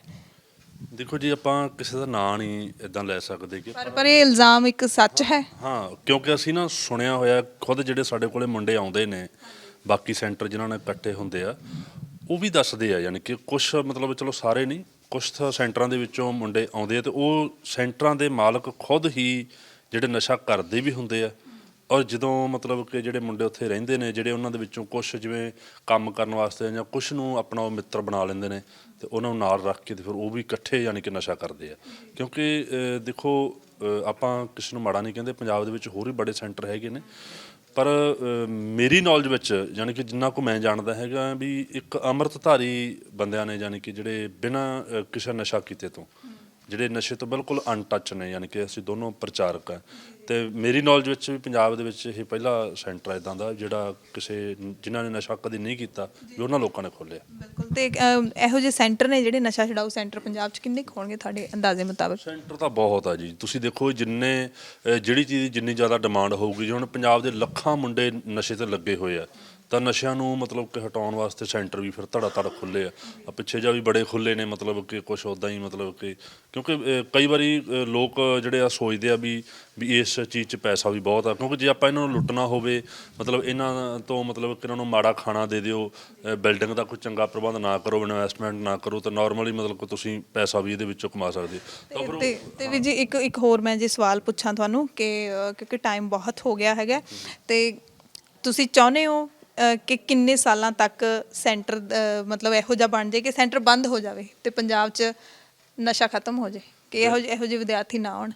ਬਿਲਕੁਲ ਜੀ, ਮੈਂ ਤਾਂ ਕਹਿੰਦਾ ਵੀ ਪੰਜਾਬ ਦੇ ਵਿੱਚ ਯਾਨੀ ਕਿ ਨੌਜਵਾਨ ਰਹਿਣ ਹੀ ਨਾ ਕੋਈ ਨਸ਼ਾ ਕਰਨ ਵਾਲਾ, ਵੀ ਮਤਲਬ ਕਿ ਸਾਰੇ ਨਸ਼ਾ ਛੱਡ ਦੇਣ, ਨਸ਼ਾ ਕੋਈ ਹੋਵੇ ਹੀ ਨਾ, ਤੇ ਕੋਈ ਗੱਲ ਨਹੀਂ, ਅਸੀਂ ਹੋਰ ਬਥੇਰੇ ਕੰਮ ਆ, ਮਤਲਬ ਕਹ ਲਓ ਅਸੀਂ ਪ੍ਰਚਾਰਕ ਆ। ਮੇਰਾ ਆਲਰੇਡੀ ਕੈਨੇਡਾ ਦਾ ਯਾਨੀ ਕਿ ਜਿਹੜਾ ਮਲਟੀਪਲ ਐਂਟਰੀ ਵੀਜ਼ਾ ਉਹ ਲੱਗਾ ਹੋਇਆ ਸੀ, ਮੇਰਾ ਪਾਸਪੋਰਟ ਐਕਸਪਾਇਰ ਹੋ ਗਿਆ, ਪਰ ਮੈਂ ਬਕਾਇਦਾ ਕਈ ਮੁਲਕਾਂ ਦੇ ਵਿੱਚ ਜਾ ਆਇਆ ਮੈਂ ਪ੍ਰਚਾਰ ਦੇ ਤੌਰ ਤੇ ਉਹ ਇਹੋ ਜਿਹੀ ਕੋਈ ਗੱਲ ਨਹੀਂ ਹੈਗੀ ਵੀ ਅਸੀਂ ਕਈ ਇੱਦਾਂ ਦਾ ਸੋਚਦੇ ਆ, ਸਾਨੂੰ ਵੀ ਕਈ ਸਵਾਲ ਕਰ ਦਿੰਦੇ ਇੱਦਾਂ ਦਾ ਵੀ ਤੁਸੀਂ ਤਾਂ ਕਹਿੰਦੇ ਹੋਵੋਗੇ ਨਸ਼ਾ ਚੱਲੀ ਜਾਵੇ ਤੇ ਸੈਂਟਰ ਚੱਲਦਾ ਰਹੇ। ਮੈਂ ਕਹਿੰਦਾ ਵੀ ਨਹੀਂ, ਨਸ਼ਾ ਬੰਦ ਹੋ ਜੇ, ਨੌਜਵਾਨ ਕੋਈ ਵੀ ਪੰਜਾਬ ਵਿੱਚ ਨਸ਼ਾ ਕਰਦਾ ਹੀ ਨਾ ਹੋਵੇ, ਠੀਕ ਹੈ ਨਾ। ਬਿਲਕੁਲ। ਇੱਥੇ ਕੋਈ ਹੋਰ ਮਤਲਬ ਇਸ ਬਿਲਡਿੰਗ ਦੇ ਵਿੱਚ ਕੋਈ ਹੋਰ ਸੰਸਥਾ ਖੋਲ੍ਹੀ ਜਾ ਸਕਦੀ? ਸੋਚਿਆ ਸੀਗਾ ਜਿਸ ਦਿਨ ਇਹਨੂੰ ਬਣਾਇਆ, ਇਸ ਬਿਲਡਿੰਗ ਨੂੰ ਅਸੀਂ ਸਭ ਤੋਂ ਪਹਿਲਾਂ ਇਹਨੂੰ ਖਤਮ ਕੀਤਾ, ਫਿਰ ਬਣਾਇਆ। ਮੰਨ ਲਓ ਅਸੀਂ ਇਹ ਆਪਸ ਵਿੱਚ ਜਦੋਂ ਅਸੀਂ ਸਲਾਹ ਕੀਤੀ ਕਿ ਆਪਾਂ ਇਦਾਂ ਦਾ ਇਹ ਪਲਾਨ ਕਰਨਾ ਵਾ, ਉਦੋਂ ਅਸੀਂ ਇਹ ਸੋਚਿਆ ਸੀ ਕਿ ਜਿਸ ਦਿਨ ਨਸ਼ਾ ਪੰਜਾਬ 'ਚੋਂ ਬੰਦ ਹੋ ਗਿਆ, ਮੰਨ ਲਓ ਆਪਣੇ ਕੋਲੇ ਕੋਈ ਪੇਸ਼ੈਂਟ ਨਾ ਆਇਆ, ਇਹ ਬਿਲਡਿੰਗ ਦਾ ਕਰਾਂਗੇ ਕੀ? ਅਸੀਂ ਇਹ ਸੋਚਿਆ ਸੀ ਕਿ ਇੱਥੇ ਬੜੇ ਤਰ੍ਹਾਂ ਦਾ ਇਦਾਂ ਦਾ ਵਰਕ ਆ ਜਿਹੜਾ ਆਪਾਂ ਕਰ ਸਕਦੇ ਹਾਂ, ਕੋਈ ਫੈਕਟਰੀ ਲੱਗ ਸਕਦੀ ਆ, ਕੋਈ ਇਸ ਬਿਲਡਿੰਗ ਤੋਂ ਹੋਰ ਬੜੇ ਕੰਮ ਲਏ ਜਾ ਸਕਦੇ ਨੇ। ਇਸ ਚੀਜ਼ ਨੂੰ ਅਸੀਂ ਸੋਚ ਕੇ ਇਹਦੇ ਤੇ ਪੈਸਾ ਲਾਇਆ, ਸਭ ਤੋਂ ਵੱਡੀ ਗੱਲ ਹੈ ਨਾ। ਮੰਨ ਲਓ ਇਸ ਚੀਜ਼ ਨੂੰ ਸੋਚ ਕੇ ਅਸੀਂ ਸ਼ੁਰੂਆਤ ਕੀਤੀ ਸੀਗੀ। ਅਸੀਂ ਤਾਂ ਅੱਜ ਵੀ ਇਹ ਗੱਲ ਕਹਿੰਦੇ ਆ ਕਿ ਪੰਜਾਬ ਨਸ਼ੇ ਦੀ ਦਲਦਲ ਚੋਂ ਬਾਹਰ ਨਿਕਲ ਕੇ ਤੇ ਮੰਨ ਲਓ ਪੰਜਾਬ ਦੇ ਨੌਜਵਾਨ ਜਿਹੜੇ ਇੱਥੋਂ ਵਧੀਆ ਬਣ ਕੇ ਜਾਣ, ਤਾਂ ਕਿ ਆਉਣ ਵਾਲਾ ਜਿਹੜਾ ਸਮਾਂ ਉਹਨਾਂ ਦਾ ਆਉਣ ਵਾਲਾ ਭਵਿੱਖ ਬਹੁਤ ਚੰਗਾ ਤੇ ਬਹੁਤ ਵਧੀਆ ਹੋਵੇ। ਸਾਨੂੰ ਮਤਲਬ ਜਿਵੇਂ ਹੁਣ ਚਾਹੁੰਦੇ ਆ, ਮੰਨ ਲਓ ਜੇ ਕੋਈ ਚੰਗੀ ਸਰਕਾਰ ਆ ਜੇ, ਨਸ਼ਾ ਬੰਦ ਹੋ ਜੇ, ਕੋਈ ਮਤਲਬ ਕਿ ਰੁਜ਼ਗਾਰ ਦੇ ਵਧੀਆ ਮੌਕੇ ਪੈਦਾ ਕਰਦੇ, ਤਾਂ ਇੱਥੇ ਕੋਈ ਇੰਡਸਟਰੀ ਲੱਗ ਸਕਦੀ ਆ। ਇੰਨੀ ਬਿਲਡਿੰਗ ਤਿਆਰ ਕੀਤੀ ਹੈ, ਜੇ ਕੋਈ ਇੰਡਸਟਰੀ ਲੱਗ ਸਕਦੀ, ਇਹੀ ਨੌਜਵਾਨ ਇੱਥੇ ਕੰਮ ਵੀ ਕਰ ਸਕਦੇ ਆ। ਬਿਲਕੁਲ। ਸੋ ਜ਼ਰੂਰ ਅਸੀਂ ਵੀ ਇਹੀ ਅਰਦਾਸ ਕਰਾਂਗੇ ਕਿ ਸੈਂਟਰ ਜਿਹੜਾ ਅੱਜ ਨਸ਼ਾ ਛੁਡਾਊ ਕੇਂਦਰ ਬਣਿਆ ਹੋਇਆ ਹੈ, ਤੇ ਪੰਜਾਬ ਦੇ ਜਿਹੜੇ ਨੌਜਵਾਨ ਨੇ ਉਹਨਾਂ ਨੂੰ ਇੱਥੇ ਆ ਕੇ ਆਪਣਾ ਇਲਾਜ ਕਰਵਾਉਣਾ ਪੈ ਰਿਹਾ ਹੈ ਨਸ਼ੇ ਨੂੰ ਛੱਡਣ ਦੇ ਵਾਸਤੇ। ਇੱਕ ਦਿਨ ਇਹੋ ਜਿਹਾ ਆਵੇ, ਚਾਹੇ ਕਈ ਸਾਲ ਲੱਗਣਗੇ ਇਸ ਨਸ਼ੇ ਦੀ ਦਲਦਲ ਨੂੰ ਖਤਮ ਕਰਨ ਦੇ ਲਈ, ਪਰ ਇੱਥੇ ਕੋਈ ਹੋਰ ਚੰਗਾ ਕੰਮ ਹੋਵੇ, ਕਿਉਂਕਿ ਬੜੀਆਂ ਦੁਆਵਾਂ ਨੇ ਜਿਹੜੀਆਂ ਉਹ ਇਹਨਾਂ ਵੀਰਾਂ ਨੂੰ ਮਿਲਣੀਆਂ ਨੇ। ਹਾਂਜੀ, ਇੱਕ ਮਿੰਟ ਦੇ ਵਿੱਚ। ਹਾਂ, ਇੱਕ ਮੈਂ ਕੰਮ ਹੋਰ ਮੈਂ ਗੱਲ ਦੱਸਣੀ ਚਾਹੁੰਦਾ ਸੀਗਾ। ਆ ਥੋੜ੍ਹੇ ਦਿਨ ਪਹਿਲਾਂ ਦੀ ਗੱਲ ਆ ਜੀ, ਹੁਣ ਤੁਹਾਨੂੰ ਪਤਾ ਵੀ ਵੋਟਾਂ ਦਾ ਦੌਰ ਚੱਲ ਰਿਹਾ ਹੈਗਾ, ਤੇ ਰਵਾਇਤੀ ਪਾਰਟੀਆਂ ਨੂੰ ਇੱਕ ਫਿਕਰ ਪਿਆ ਹੋਇਆ ਵੀ ਕਿਤੇ ਕੋਈ ਤੀਜਾ ਬਦਲ ਨਾ ਆ ਜੇ। ਚਲੋ ਆਪਾਂ ਕਿਸੇ ਦੀ ਕਿਉਂਕਿ ਸਾਡੀ ਸੰਸਥਾ ਇੱਦਾਂ ਦੀ ਹੈ ਵੀ ਆਪਾਂ ਉੱਦਾਂ ਕਿਸੇ ਦੀ ਪਰਸਨਲ ਸਪੋਰਟ ਨਹੀਂ ਕਰਦੇਗੇ, ਪਰ ਇੱਕ ਨਾ ਮੈਂ ਵਰਤੀ ਗੱਲ ਹੈ, ਇਹ ਸਾਡੇ ਕੋਲੋਂ ਮੁੰਡਾ ਗਿਆ ਸੀਗਾ, ਉਹਨੂੰ ਉਹਦੇ ਪਿੰਡ ਦੇ ਨਾ ਕਿਸੇ ਰਵਾਇਤੀ ਪਾਰਟੀ ਦੇ ਲੀਡਰ ਨੇ ਕਿਹਾ, ਕਹਿੰਦਾ ਵੀ ਤੁਸੀਂ ਸਾਡੀ ਮਦਦ ਕਰੋ ਤੇ ਵੀ ਆਮ ਆਦਮੀ ਪਾਰਟੀ ਵਾਲੇ ਪਾਸੇ ਨਾ ਤੁਰੋ, ਹੈ ਨਾ, ਜਾਂ ਹੋਰ ਜਿਹੜੀਆਂ ਪਾਰਟੀਆਂ, ਨਵੀਂ ਪਾਰਟੀ ਕੋਈ ਆ ਰਹੀ ਉਹਦੇ ਮਗਰ ਨਾ ਤੁਰੋ, ਵੀ ਜੇ ਨਵੀਂ ਪਾਰਟੀ ਆ ਗਈ ਤੇ ਜਾਂ ਰਵਾਇਤੀ ਪਾਰਟੀਆਂ ਨਾ ਆਈਆਂ ਤਾਂ ਵੀ ਇਹ ਨਸ਼ਾ ਬੰਦ ਹੋ ਜਾਊਗਾ। ਉਹਨੇ ਆਖਿਆ ਵੀ ਨਸ਼ਾ ਕਰਦਾ ਮੁੰਡਾ, ਵੀ ਨਸ਼ਾ ਬੰਦ ਹੋ ਜਾਊਗਾ ਤੇ ਵੀ ਤੁਹਾਨੂੰ ਮਿਲਣਾ ਨਹੀਂ ਮੁੜ ਕੇ, ਵੀ ਤੁਸੀਂ ਫਿਰ ਕੀ ਕਰੋਗੇ। ਤਾਂ ਦੇਖੋ ਭਾਵੇਂ ਇਹ ਨੌਜਵਾਨ ਨਸ਼ਾ ਕਰਦੇ ਵੀ ਆ, ਪਰ ਕਿਤੇ ਨਾ ਕਿਤੇ ਇਹਨਾਂ ਦੇ ਅੰਦਰ ਵੀ ਸੱਚ ਦੀ ਚਿਣਗ ਹੁੰਦੀ ਆ। ਇਹ ਵੀ ਕਿਤੇ ਨਾ ਕਿਤੇ ਮਹਿਸੂਸ ਕਰਦੇ ਆ ਵੀ ਯਾਰ ਅਸੀਂ ਮਤਲਬ ਕਿ ਬਚ ਗਏ। ਤਾਂ ਉਹ ਮੁੰਡੇ ਨੇ ਸਗੋਂ ਇਹ ਕਿਹਾ, ਕਹਿੰਦਾ ਵੀ ਚਲੋ ਚੰਗੀ ਗੱਲ ਆਂਦਾ ਮੁੱਕ ਜੂਗਾ ਤਾਂ ਮਗਰੋਂ ਰਹਿ ਜੂਗਾ। ਯਾਨੀ ਕਿ ਭਾਵੇਂ ਉਹਦੇ ਤੋਂ ਬਚਿਆ ਨਹੀਂ ਸੀ ਜਾ ਰਿਹਾ, ਨਸ਼ਾ ਕਰਦਾ ਸੀ, ਪਰ ਉਹਦੇ ਮੂੰਹੋਂ ਨਿਕਲਿਆ ਵੀ ਕੋਈ ਗੱਲ ਨਹੀਂ, ਚੰਗੀ ਗੱਲ ਆ, ਮਤਲਬ ਕਿ ਜੇ ਮਗਰੋਂ ਲੈ ਜੂਗਾ ਕਹਿੰਦਾ ਨਸ਼ਾ। ਬਿਲਕੁਲ ਬਿਲਕੁਲ। ਸੋ ਜ਼ਰੂਰ ਅਸੀਂ ਲੀਡਰਾਂ ਦਾ ਧਿਆਨ ਦਿਵਾਉਂਦੇ ਹਾਂ, ਸਾਰੀਆਂ ਪਾਰਟੀਆਂ ਦਾ ਧਿਆਨ ਦਿਵਾਉਂਦੇ ਹਾਂ ਕਿ ਪੰਜਾਬ ਦਾ ਇਹ ਜਿਹੜਾ ਸਭ ਤੋਂ ਵੱਡਾ ਮੁੱਦਾ ਹੈ ਇਸ ਨੂੰ ਖਤਮ ਕਰਨ ਦੇ ਲਈ ਕੰਮ ਕੀਤਾ ਜਾਵੇ। ਜੇ ਤੁਸੀਂ ਸੱਚੀ ਮੁੱਚੀ ਪੰਜਾਬ ਦੇ ਆਪਣੇ ਆਪ ਨੂੰ ਰਾਜੇ ਕਹਾਉਂਦੇ ਹੋ, ਪੰਜਾਬ ਦੇ ਲੋਕਾਂ ਤੇ ਰਾਜ ਕਰਦੇ ਹੋ, ਤਾਂ ਇਸ ਦਲਦਲ ਨੂੰ ਤੁਹਾਨੂੰ ਖਤਮ ਕਰਨਾ ਪਊਗਾ ਜਿਹੜੀ ਕਿ ਤੁਸੀਂ ਹੀ ਚਲਾਈ ਹੈ। ਵੀਡੀਓ ਜਰਨਲਿਸਟ ਹਰਵਿੰਦਰ ਸਿੰਘ ਦੇ ਨਾਲ ਹਰਸ਼ਰਨ ਕੌਰ ਦੀ ਫਿਰੋਜ਼ਪੁਰ ਦੇ ਪਿੰਡ ਚੰਦਰ ਤੋਂ ਖਾਸ ਰਿਪੋਰਟ।